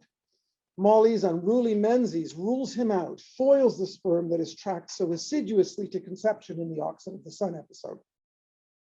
The day is thus equally a unique linear progress and a station in a larger cycle. In this book of the day, a day following just prior to solstice, Greenwich Mean Time abstractly regulates human activity in conjunction with solar time. We witness sunset with Green McDowell. Meanwhile, birthdays, death days, other anniversaries contribute to the festive recursive structure of the novel. Life not just as straight lines, but cycles, spirals, loops. Bloomsday is thus life imitating the art of Joyce. Anniversaries commemorate, but equally they instantiate recursiveness. In Joyce, this subverts the instrumental, progressive, teleological ideology of modernity. That's me sounding like a professor, sorry about that. I was gonna tone it down today. Didn't have enough time. Bloomsday is thus life imitating an art of spiral helix where nothing but happens twice. Ulysses transpires along two vectors, the linear and the circular, the successive and the periodic, the cursive and the recursive. The novel is the chronicle of a day and simultaneously the myth of a civilization, temporalities that conflict, but also chime. And again, Benjamin talked about that feature, like how in music, it's so easy to make something, to bring collisions into harmony, in a sense. The word in Finnegan's Wake for that is kaleidoscape, where he puns on kaleidoscape and collidor escape. Beautiful word. With the contemporary establishment of zero meridian at the Greenwich Observatory, the pocket timepiece can report the fixed universal day, or as a manacle on your wrist. Abstract, quantified, standardized time central to Western conceptions of efficiency, precision, homogeneity, and purposiveness. As such, the device displaces the organic experiential time natural to Joyce's principal characters. As of July 1913, a year before Joyce began to write Ulysses, the Eiffel Tower, which of course we just think of it as a kind of a very large souvenir, would transmit daily around the globe the Greenwich time signal established by the Paris Observatory. Experiential time predominates in a novel whose characters largely evade enlistment into programmatic modern labor. Bloom is a freelance. Stephen's about to tender his resignation. The division into set hours, days of the week, months of various length, those institutionally instantiated patterns, no less arbitrary than standard time itself, don't inform the action of the novel. Everything happens in an hour, but of course, as we know, they don't. You can't actually recite any of the chapters in that. And Circe is the supreme example of it. Of course, it takes hours. Almost nobody in that novel is chasing a clock. Between the abstract uniform intervals transmitted from the Eiffel Tower and the fluctuating individual experience of time falls much of Joyce's action. The discursive routines of an instrumentalized chronological time, increasingly dominant in the modern city, erode the embodied cycles of circadian and solar time that Joyce's protagonists reaffirm. How often people don't even do that now because they'll have cell phones, hell phones. They'll ask, say, what time is it? Nobody ever says, well, look up. That's the time. That's actually the real time. I don't know. Somewhere up there, meridian, I think they call it. The body's felt temporality is in Ulysses predominantly secured by the pedestrian, who's plodding, vulnerable, wayfaring, deviates from the rapid, prudent, progressive navigation of the goal-oriented striver after social rewards, like most people hustling around the city below us right now. Bloom, Stephen, they walk like almost everyone else in Ulysses. Although, of course, Dublin had a very sophisticated transit system. That's part of the novel too, mostly in Wandering Rocks. Time isn't treated simply as a substantive, but becomes adverbial, a relation of manners, circumstance, degree.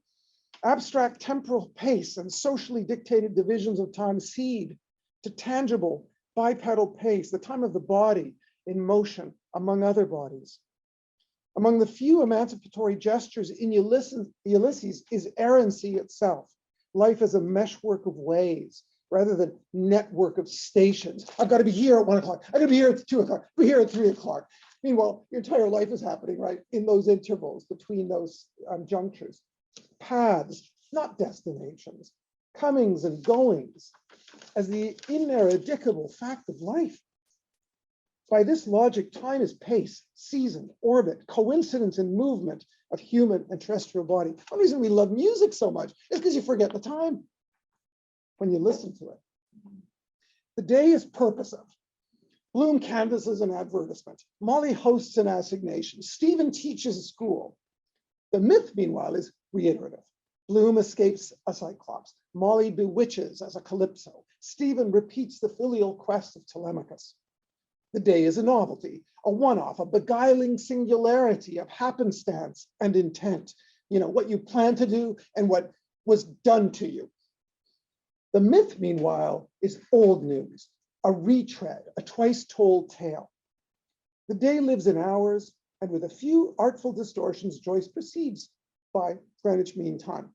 The reader's attention is almost entirely monopolized by Bloom's traipsing hourly progress. But meanwhile, the myth lives in great orbits. Bloom seeing not only the ghost of his mother in Nighttown, but the ghost of Anticlea in Hades, Odysseus's mother. I mean, it tries to embrace her 3 times in the most painfully poignant moment in the Odyssey. Parnell is not only the buried, betrayed leader of Home Rule, but the buried, betrayed leader, Agamemnon. June 16th is a birthday. In Oxen of the Sun, Mina Purefoy's 3-day labor ends with the birth of another son. And it's at the National Maternity Hospital on Hall Street that Bloom meets surrogate son, Stephen.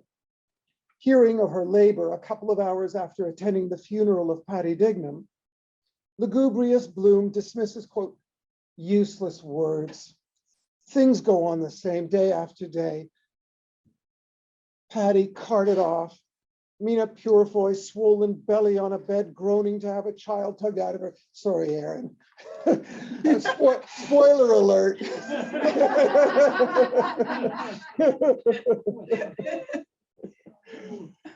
One born every second somewhere, others dying every second. Unquote. Revolted by meat menus and lethargic, Bloom, in the Lestrygonians episode, capitulates to sexual fatalism. He says, could never like it again after Rudy. Can't bring back time. Meanwhile, Ulysses brings back time on every page as characters recapitulate archetypes in the Dublin Ithaca, where a Gibraltar Penelope will menace her fickle Odysseus with adultery in order to bring back to life their Moravian marriage in the very scene that Benjamin showed us a clip of from his opera. Stephen lecturing on the cyclical pattern of Hamlet at the National Library while Bloom searches for a key, an advertising emblem, recycles Bloom's dejected view, but he surpasses it. He says this, every life is many days, day after day. We walk through ourselves meeting robbers, ghosts, giants, old men, young men, wives, widows, brothers in love, but always meeting ourselves. That's what reminds me of that expression that Benjamin so admires from the novel about what was the phrase? I made a note of it and I can't find the note. Oh, longest way around is the shortest way home. I hear it 100 times a day. That's so weird. That's so weird. That's how Germans form the fugitives. They say it weirds. I weird. Deliver a paper. The only reason we have the word weird, of course, is because of Shakespeare. He saved it. The Normans had conquered that word out of our language. Thanks to Macbeth, we have it back.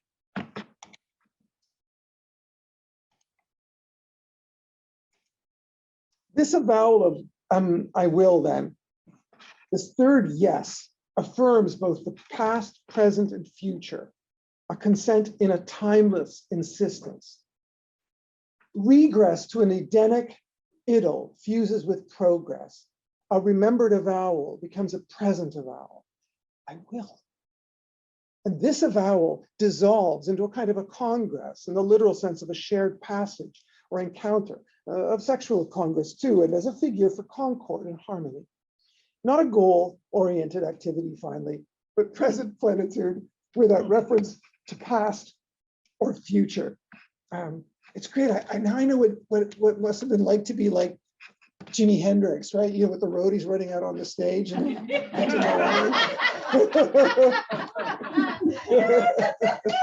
thank you for that, sir.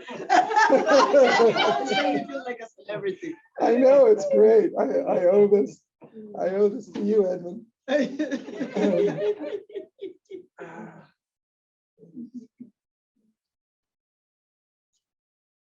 So we get a present plenitude without reference to past or future. Coming at the end of the novel, this rousing and yet drowsy statement, presumably Molly is about to fall asleep, is less purposive than recursive.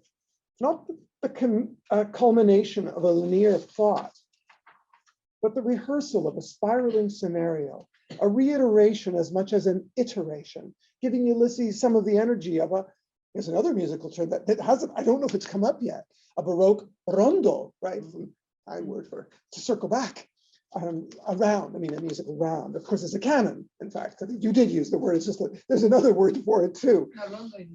Yeah, exactly. So, so in a sense, what we get there is, again, that fugue structure that Geraldina was describing to us, you know, the soggetto, controsoggetto, a departure, a contrary itinerary, and then a return, da capo, then with variation. There's always something added to it, something different, as Gertrude Stein at the other end of Paris like to say there's no such thing as a repetition.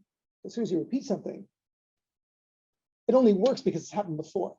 So it's never pure a repetition. And of course, her famous repetition is a rose is a rose is a rose, pointing out that those are three different roses, even while they're one rose at the same time. Molly's yearning for home, I think Benjamin called it, right, is part of that recursive structure. He reminded us how the word yesterday has the word yes in it. So it harkens back and it also goes forward. It recalls the yes on the hill of Ut, if that's what it is. And it seems to be a promissory note in a sense. It's not just nostalgia. Benjamin talked about the fifth and octave, you know, in terms of departure and then the furthest limit, right? A point. So again, another recursive structure, another kind of da capo. You go all the way out and then you come back. So you get linear succession and you get narrative, a recursive narrative at the same time. Morn is breaking, we heard, right? Morning time and the morning of time. Recursiveness is not an exception, we learn in Ulysses finally, to linearity. You know, it's not something, it's not a kind of an escape we make from the entropic succession of experience. It's not an anomaly, but it's an alternative deep disposition in the nature of time. A ricorso with variation, repetition with addition, a coda recapitulation, to use your word.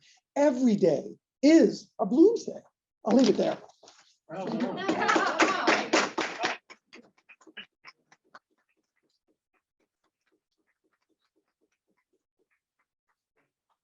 There may be questions. Oh. There may be questions. Usually you say we do them at the end. Okay. Oh, I guess I have to go back. For you, it's the end. It's your end. Oh, man, okay, that reminds me of actually a German joke, typically about a sausage. It's true. Alles hat sein Ende. Everything has its end, except the sausage. It has two. German humor. Germans are famous for not being able to tell a joke. Right. Okay. What I have is not a question, but it's a confirmation of what we're talking about. Even better. Okay. One of the major influences on Finnegan's Wake and, of course, Mr. Joyce was the Divine Comedy. All the way through, we've got references to all of these people who show up in the Divine Comedy and also in the Wake. Now, everybody knows when Bloomsday is. The anniversary of Bloomsday is June 16th. Now, a lot of people have no idea of when Earwicker Night is. And somebody in New York, I don't know how many years ago, did some research because there's a scene in the Wake where there's a radio play, and there are some football teams playing. And this man went back, I don't know through how many hundreds of thousands of records of football games, and he found the exact date on which Finnegan's Wake takes place. And it happens to be April the 7th, 1928. Okay, now keep that date in mind. I write it down. I'm gonna look it up. April 7th? April the 7th, 1928. Okay. Now, somebody else did some research and they found the date on which the Paradiso ends. Oh. And in Finnegan's Wake, it's the book of the night going out to the day. Yeah. April 7th, 1928 happened to be Easter Saturday. And the next day when Finnegan rises is Easter Sunday. Yeah. Oh, wow. Oh, nice. The date for the Divine Comedy happens to be April 7th, 1300. Yeah, because it ends in Easter, of And course. it ends in Easter. So Mr. Joyce did have this connection with dates. Okay. Thank you. Better done than mine. Yeah, I mean, I don't think it requires any, but you can have a more vivid instance of that fact, you know, that you have in dates, you have both a recognition, again, of the kind of one-offness of something, and the possibility of a recursiveness, which after all governs our body, right? Like, you know, the recursiveness is a structure of reality. It's not just, you know, winding back your clock.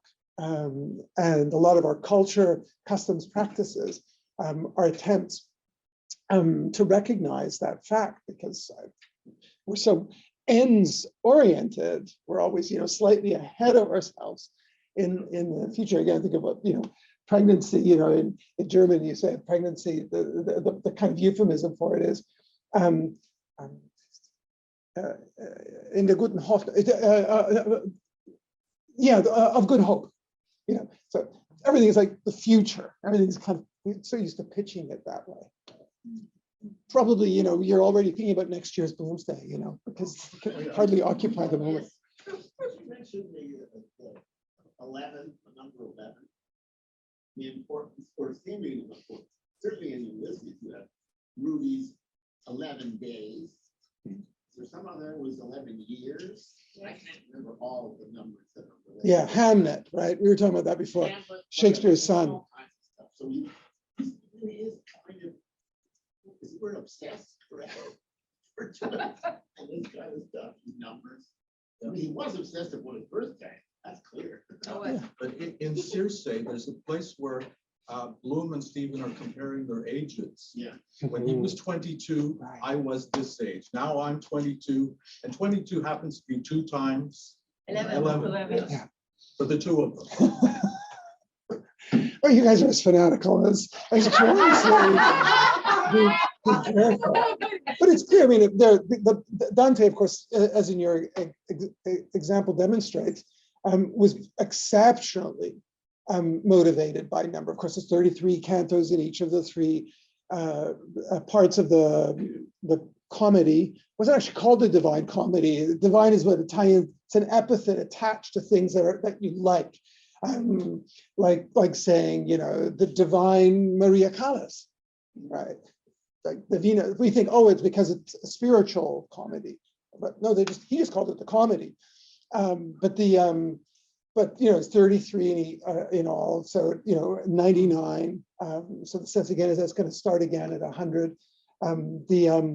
From Dante, he had learned, Joyce seems to have learned how, in a sense, spiritual significance can be can saturate even completely secularized life.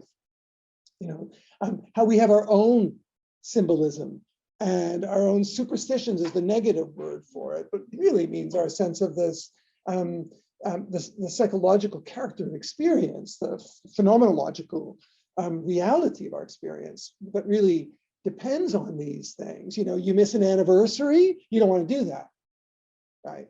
It's not just because it's a day.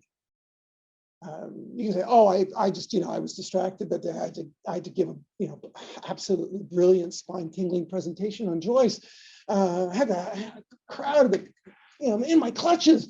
No, you forgot that day. And according to Freud, it means something there's something you don't want to deal with that has rendered it right as well. You know, so I think that kind of dates, anniversaries guarantee our recognition of the fact. Just to conclude with 11, this is Bloom's, the Festival of Blooms in Montreal, 11th year. So we're starting our second. We're really some freaks. Yeah, we can go into decades too. So, you know, I think it's a great year. It's wonderful. It's the 100th anniversary of that great novel, our 11th year, our second decade. There we go. What are they right? In 11 years from now, are we going to celebrate? Will we be here? And we're starting over with live audiences. Yes, without masks. So sad to see the musicians having to sing to a mask. Listen, I'm sorry to interrupt, but we still have one presentation this morning. Thank you, Andrea. I tried to stop them. Okay. And now is the turn of our own Jesuit, Peter Stockland, who is the publisher editor of the Catholic Register, co-founder of the Catholic magazine Convivium. He has a mania for editing. former editor-in-chief of the Montreal Gazette, and has worked in Canadian journalism in 1919.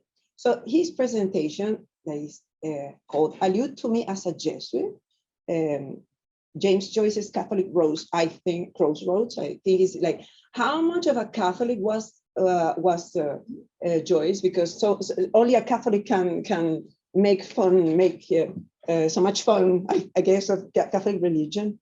So I cannot help it. Come up, fearful Jesuit.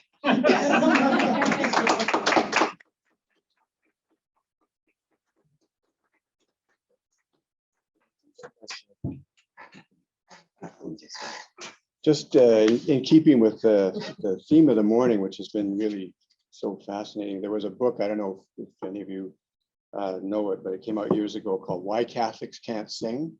And that's my get out of jail free card for why I don't speak music. I love music. I took band for 3 years in junior high school, but the only reason that they kept letting me take it in the successive years after the first year was because they knew if I took shop, I would cut my hands off on one of the pieces of machinery. So it's just better that he should play the baritone horn. It's much safer. And I'm ashamed to say, although it makes me a good Catholic, that I can't sing and I don't speak music either.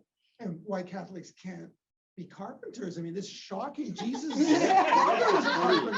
There was my son and I had a debate once. He's an academic. I'm a journalist, and he was looking at a book, and he said, "Oh, this guy's just a journalist," and threw it back into a bin.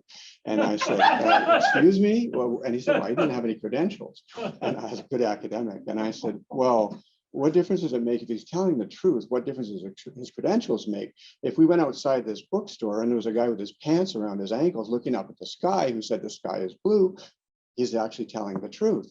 And he said, "Oh, you and your ridiculous analogies, you know." He said, if your toilet got plugged, who would you call? A journalist or a plumber, right? Who would you call to fix it? And I said, well, if you were starting a religion, who would you call? An academic or a carpenter? So there's a carpenter who started a pretty good religion, and he said that would be enough out of you. That was the end of that. But so what I actually wanted to talk about, some years ago, I interviewed the Irish Times columnist and author John Waters, who was he's kind of gone on to a somewhat different path, but at the time was a very public and very devout Catholic, and we were talking about changes that were roiling through Irish society, creating pressures to amend the Constitution in areas, as we're all familiar, such as abortion and gay marriage and so on. And during the course of the interview, the discussion, I pointed out that despite the church's long dominance of Irish society, there was equally long-standing antipathy toward it, and represented in figures like James Joyce. And John replied, "Peter, the Catholic Church in Ireland never cared for James Joyce either, and neither do most Irish people." So on the first point, the record shows that John was actually correct. When Joyce died in 1941, neither of the Jesuit schools that he attended before going to university even acknowledged his death in their school magazines. And only 4 years earlier, according to a report I read in the Irish Times, a biographer who was visiting Conglo's school was told not to breathe the name of the author of Ulysses, despite his international recognition as the novelist who transformed what was possible for 20th century literature written in English. The church was not terribly friendly, as I'm sure most of you know, to Joyce for much of his life, and nor was he particularly friendly to it. But in terms of Joyce's presence in Ireland, there's an essay last month in the London Review of Books written by novelist Anne Enright, and it really makes short work of John Waters' second point. Anne, as you probably know, was Ireland's inaugural laureate for fiction. She's a Rooney Prize winner, and she wrote an introduction to the vintage edition of Ulysses. And she contended in this essay in the London Review of Books, it's impossible for writers or even the literarily aware to be in Dublin without caring for Joyce and without being certainly aware of Joyce. A quote from her, Irish writers are often asked, do they think of Joyce, Wilde, and Yeats when they walk the streets of Dublin? And she's being a little bit tongue-in-cheek here, but I think there's sincerity to it. She says there can only be one answer, as a child gets the same answer when they ask the same question over and over again. Yes, of course we do. We think of little else. Yes, I think of Joyce when I walk the dog past the Martello Tower, now the Joyce Museum, where that first episode of Ulysses is set. When I pass Sandymount Strand on the train into town, I might think of Joyce and Nora, but more often about Stephen's encounter with the tide. I might also briefly consider eternity. And then in a wry aside, she ups the kind of Joyce stakes from homage to the experiential by, and this is something you might want to try in the next year. She recommends a new Bloomsday activity in addition to eating kidneys in an Edwardian dress. She suggests walking across the Sandymount sand, or I guess any stretch of beach, with eyes closed, as Stephen does in Prelude to his indifference, his epiphany of the world's indifference to his perception of it. See now, there all the time without you, and ever shall be, world without end. And it's worth noting, just as my own aside, that a minor variation of that observation is nowadays familiar on the lips of so-called traditionalist Catholics who flock to the pre-Vatican II Mass, in part for the sense it conveys that those attending are ultimately unnecessary, if not irrelevant, to the Mass itself, because the Mass, by its very nature, and certainly it was the case before the Novus Ordo Mass, is there all the time without you and ever shall be. If you attend the traditional Mass, you know that it's going on not because you're there or because you're to be entertained, as is sometimes, that's why Catholics can't sing, but because the Mass goes on and ever shall be. In closing her essay, and almost as a kind of comical getaway line, Enright references is a glancing reference to Seamus Heaney, having lived for a time not far from the Strand, and his relation to the sort of the Joycean pole star in the literary firmament, being both, in a sense, binary, in that Joyce was the creation of late Victorian middle-class Dublin. Heaney is an emanation, of course, of the rural North, ruptured by the Troubles, but at the same time unitary, in that both writers shared the fate of being devout Catholics who put aside the Catholic part, but could never entirely escape the devotion. In a wonderful book, a biography of Heaney that came out in 2020, the literary historian R.F. Foster really captures the essence of this in a middle chapter explicating the Heaney's poetry collection, Station Island, which of course centers on the pilgrimage site that includes St. Patrick's Purgatory, a cave long believed an entrance to the underworld, but also the haranguing ghost of James Joyce following the poet around and bossing him around and telling him how to actually become an independent poet.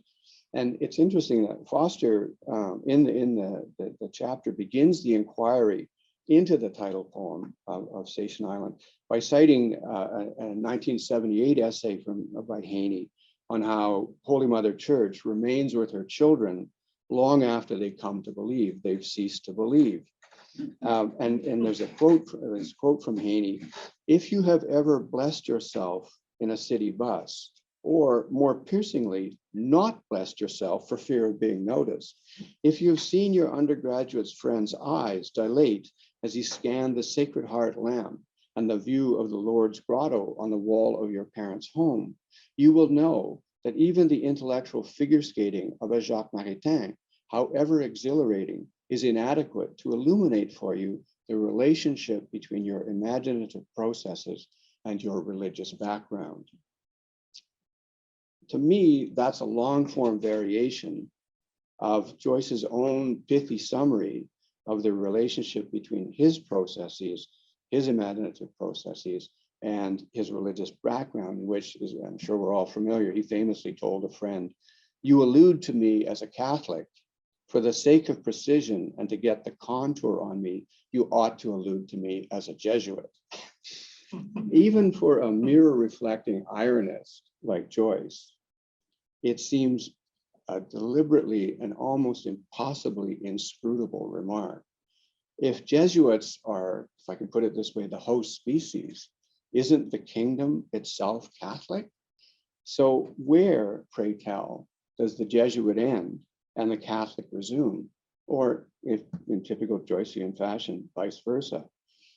In a long ago essay about Joyce, the impossibility of Joyce being recoverable to the church, or if recoverable only by, quote, fairly desperate Catholics, unquote, given his often histrionic rejection of it, George Watson, in a publication called The Furrow, adds the critical caveat that what Joyce was really rejecting was the, quote, servile timidity and genteel orthodoxy of the institution, not actual Catholic theology. There's a long quote from Watson, which I think captures it extremely well. He says, in fact, Joyce is most vitriolic about the church precisely at those moments where he senses its identity and common cause with the other imperial tyranny. Behind much of the Parnellite anti-clericalism he inherited from his father can be glimpsed a sense of thwarted nationalism raging before an unshakable combination of forces. He writes in Joyce, the Church and the Romantic Imagination. Despite this, he adds, there is surprisingly little mockery of matters of faith and doctrine, of the actual teachings of the church in Joyce's writing. The great blasphemer of Ulysses is Buck Mulligan, he of the Ballad of Joking Jesus. And though Mulligan is presented as undeniably witty, he is also seen in a deeply unsympathetic light. Even if Stephen is not to be identified with Joyce, he is certainly presented sympathetically in Portrait of the Artist, and his aesthetics theory is mainly sacramental, based on a serious transvaluation of religious concepts. Stephen wants to be a priest of the eternal imagination, transmuting the daily bread of experience into the radiant body of ever-living life. Finally, he concludes, he goes on, Joyce, like many an Irishman before and after him, is anti-clerical. The portrait of Father Conmee in Ulysses is a little masterpiece of smiling, unsparing hatred, and does not like the institutional church. I see no point in trying to argue, and I agree, and I'll emphasize this in a minute, I see no point in trying to argue that he retained belief in the dogmas and doctrines. Maybe he did, maybe he didn't. But the point is more modest. Joyce retained respect for the central theological positions of the church. I'm going to go perhaps too far and too stark to draw from that that what infuriated Joyce and fueled his many renunciations of at least certainly the Irish Catholic Church, while steadfastly maintaining his Jesuitical contour, was not only the institutional Irishness of the Irish Catholic Church, that is that timidity and that sort of genteel orthodoxy, but rather the Jansenism that it imported from Port Royal, from France. That may be a bit stark, it may go too far, but I'm going to say it anyway, and I'll be happily harangued by anyone who's here, or by the ghost of James Joyce if he happens to drop in on us.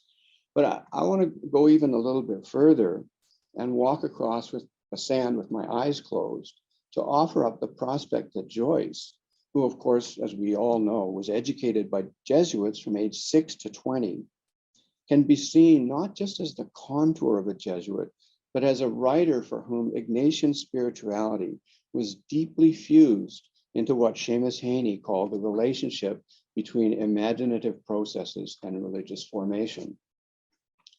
To be clear, and I'm going to echo George Watson here, I do not see any point in arguing that Joyce was practicing, much less promulgating Ignatian spirituality in his work. And I don't want it to be misunderstood that that's what I'm trying to say. But I do want to say that there is a relational underlay in the experiential nature of Joyce's literature and the approach of the Society of Jesus to encountering text as world.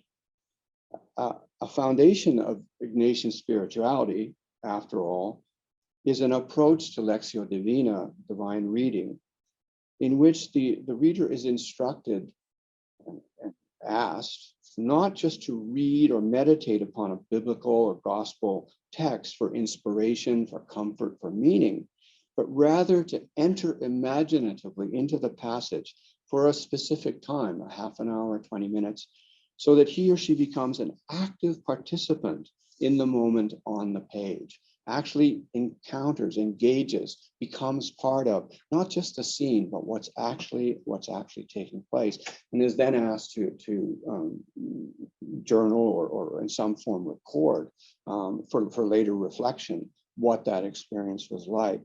And I was thinking, when I was sort of kind of find the words to describe that, I was thinking it's kind of a religious predecessor of the metaverse that Mark Zuckerberg thinks he's invented, but which he might someday learn was really the brainchild of a hot-tempered Spanish soldier saint 474 years ago. In Ulysses particularly, we read this method of entering into the moment so that what begins as a literary scene in front of us becomes a participation in Bloom's consciousness so thorough that it becomes active experience. It's not just a textual rendering. It's what we / Bloom are witnesses to. And this is really one of the central points of Ignatian spirituality, is the idea that we're not just there to read the text, but we're there to be active, participating witnesses in what's going on. And again, just to flip back to a quote from George Watson in the essay, if one wants to argue that Joyce destroys representation, one must admit firstly that he brings it to the summit of perfection. Ulysses gives us the very texture and feel of life itself. And I would go a smidge further and say he makes it possible for us to enter into life as the Ignatian spiritual exercises open us so vividly to being present in biblical gospel events. We all have our own, or can find our own favorite examples of this. For me, one of the most vivid was, it was referenced early, Patty Digname's funeral, where if I got a minute, I'll quickly read it just to sort of get a sense of it. I wasn't going to, but I'll just read a single paragraph just picked out. It could be a number of them, but holy water that was, I expect, shaking sleep out of it. He must be fed up with that job, shaking that thing over all the corpses they trot up there. What harm if he could see what he was shaking it over? Every mortal day, a fresh batch. Middle-aged men, old women, children, women dead in childbirth, men with beards, bald-headed businessmen, consumptive girls with little sparrows' breasts. All the year around, he prayed the same thing over them all and shook water at the top of them. Sleep on Dignam now, in Paradisium. Like, if you read that, I'm going to say in a particular way, but I don't know if it actually needs to be in a particular way. If you read that in a kind of what I'll say Joycean way, it's absolutely extraordinary in that single practice, that single paragraph, what's going on there. We who may have some familiarity with Catholic liturgy, Catholic practice, or at least Christian practice, actually enter a scene and become part of the consciousness of a Dublin Jew, seeing Catholic liturgy being performed and understanding it intuitively in an assimilated way, and yet standing outside of it, and being able to recognize both its significance and its absurdities. And it isn't Bloom that's there, it's us. We enter into that moment. I think I'm going to really go out on a limb here and say, if we read it as Joyce intended, because I can't read it any other way. So because I can't sing, you can't sing either. but I don't mean to say that you have to intend what I intend, but I just think it's there, and I think that it's baked into that 14 years spent being trained by the Jesuits in the mysteries and the apparent absurdities of the Catholic liturgy. Just to quickly, I'm going to close in a second here, but I just there's a second example I want to point to, and it's very quick, and it is it's one of my favorite passages from all of Joyce, and it's from the beginning of Araby, when on North Richmond Street, being blind, and when the young the boy describes the former tenant of our house, a priest, had died in the back drawing room. Air, musty from having been long enclosed, hung in all the rooms, and the waste room behind the kitchen was littered with old, useless papers. Among those, I found a few paper-covered books, the pages of which were curled and damp, The Abbot by Walter Scott, the devout communicant, and the memoirs of Vidocq. I liked the last best because its leaves were yellow. And then he goes on to describe the rusty bicycle pump and the fact that the priest gives his furniture to his sister and all his money to charity. I think I first read that passage. It's scary. Talk about numbers and anniversaries. It's scary, but it's probably close to, well, it's certainly 40 years ago. I first read that passage in a class I was taking. And last week, I was talking to a priest in Toronto who works with seminarians who are kind of in a stagiaire phase of their formation.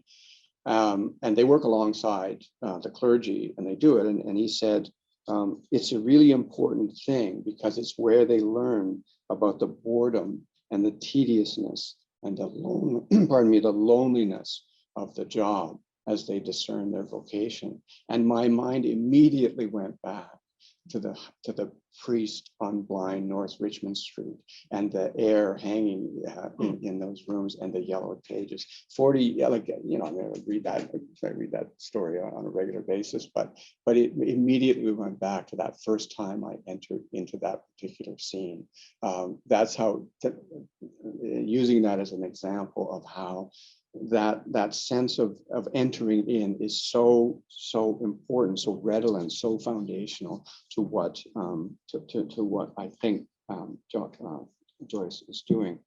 I was really there in that house in Araby, in the dead priest's back room full of old useless yellow paper. To conclude and to take a final stab at making my case for the essential Ignatian contour of Joyce's writing, and maybe even of Joyce himself, I just want to quote from there's the Jesuit popularizer. Some of you may know him, James Martin, S.J. He wrote a book a few years ago, The Jesuit Guide to, in brackets, Almost Everything. And this is so, to me, this is so Joyce, this description. But he's writing on the concept of holiness and the Jesuit ideal of holiness. And he says, holiness resides not only in canonized saints like Ignatius, but also in the holy ones who walk among us. Think of Bloom. That includes the Holy Father who takes care of his young children, the Holy Daughter who attends to her aging parents, and the Holy Mother who works hard for her family. Nor does holiness mean perfection. The saints were always flawed, limited, human. Holiness always makes its home in humanity. Joyce did turn his back, at least on the Jansenist Irish Catholic Church. But I think as we read his fiction, we can enter into at least the probability that his 14 years with the Jesuits contributed significantly to letting his literature, however irascible, however bawdy for its time, take us home as human beings. That is, usher us to the threshold of the holy. Thank you.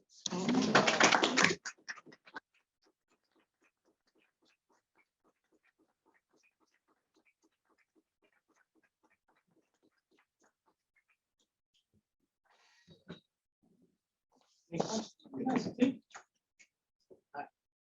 don't know, there's something with that said, brought me back to my very first reading of Ulysses.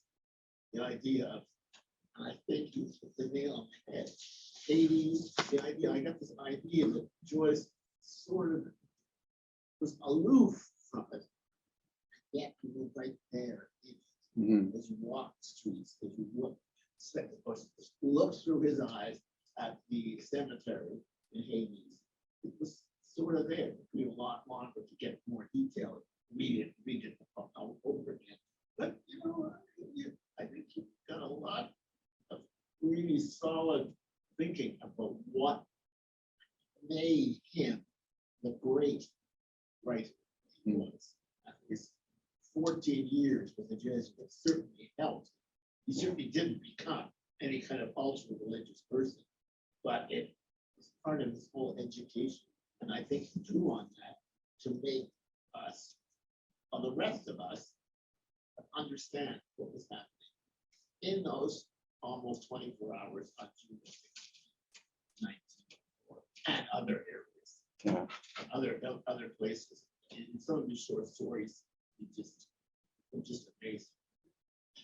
I think 10 just only concentrate today or on Bloomsday about Ulysses, but we should never forget that this guy, James Joyce, was a brilliant writer, before he started penning the words of Ulysses. Thanks, it's great. Yeah, no, just a comment to that, or just a response to that. I think Geraldina said it perfectly, and what I took half an hour to say, she said in half a sentence. That I think, you know, to summarize Ignatian spirituality, it's I don't understand. I was like, I got it. What you were saying earlier, you know, okay. I don't, by not understanding, I actually encounter it, and then I get it. Yeah, that's it. Yeah, I have a question. You said that Joyce showed respect for the elements of the basic elements of the faith. But you mean, where did you see that, like in the earlier stories? Because like I don't think this is like he's mocking the mass at the beginning of the Ulysses, and then in Nausicaa he puts a guy masturbating beside a church while there is a mass inside, but where disrespect for that is disrespect for me. I'm really like, I'm curious, like when you say that he showed respect for the Catholic faith. Yeah, I'm not sure that, I think it's that age-old thing, you know, you have to separate the, I mean, he called the Jesuits themselves black lights. He was not always terribly respectful. At the same time, I was reading something that said that he signed, I'm not sure if it was letters or even manuscripts, but he signed them with "to the greater glory of God" to the Jesuit. What did he sign like that? Like I'm not sure if it was personal letters or if it was actually even manuscripts. I'd have to go back and check. But he would sign significant documents to the greater glory of God, the Jesuit motto. Everything was given to the greater glory of God. Oh, that's surprising. Yeah. So, and he from the reading I've done, he was very angry, and probably rightfully so. Jesuits can be difficult people to deal with, as we all know. But he did in later life. I don't know if he forgave them or they forgave him or who forgave who, but I think he softened quite a bit in his anger at the Jesuits. I mean, he was a brilliant student until he started goofing off. But and that led to that, you know, the difficulties. I have a question that has been disturbing me, and it's the same concept we touched on about the Christianity and the Catholicism. What's the difference between the two faiths? What is different in the two, between the Protestants and? No, Christianity and Catholicism. What's the difference? Well, because I thought like they're the same. Yeah, I mean, well, Catholicism is true. That's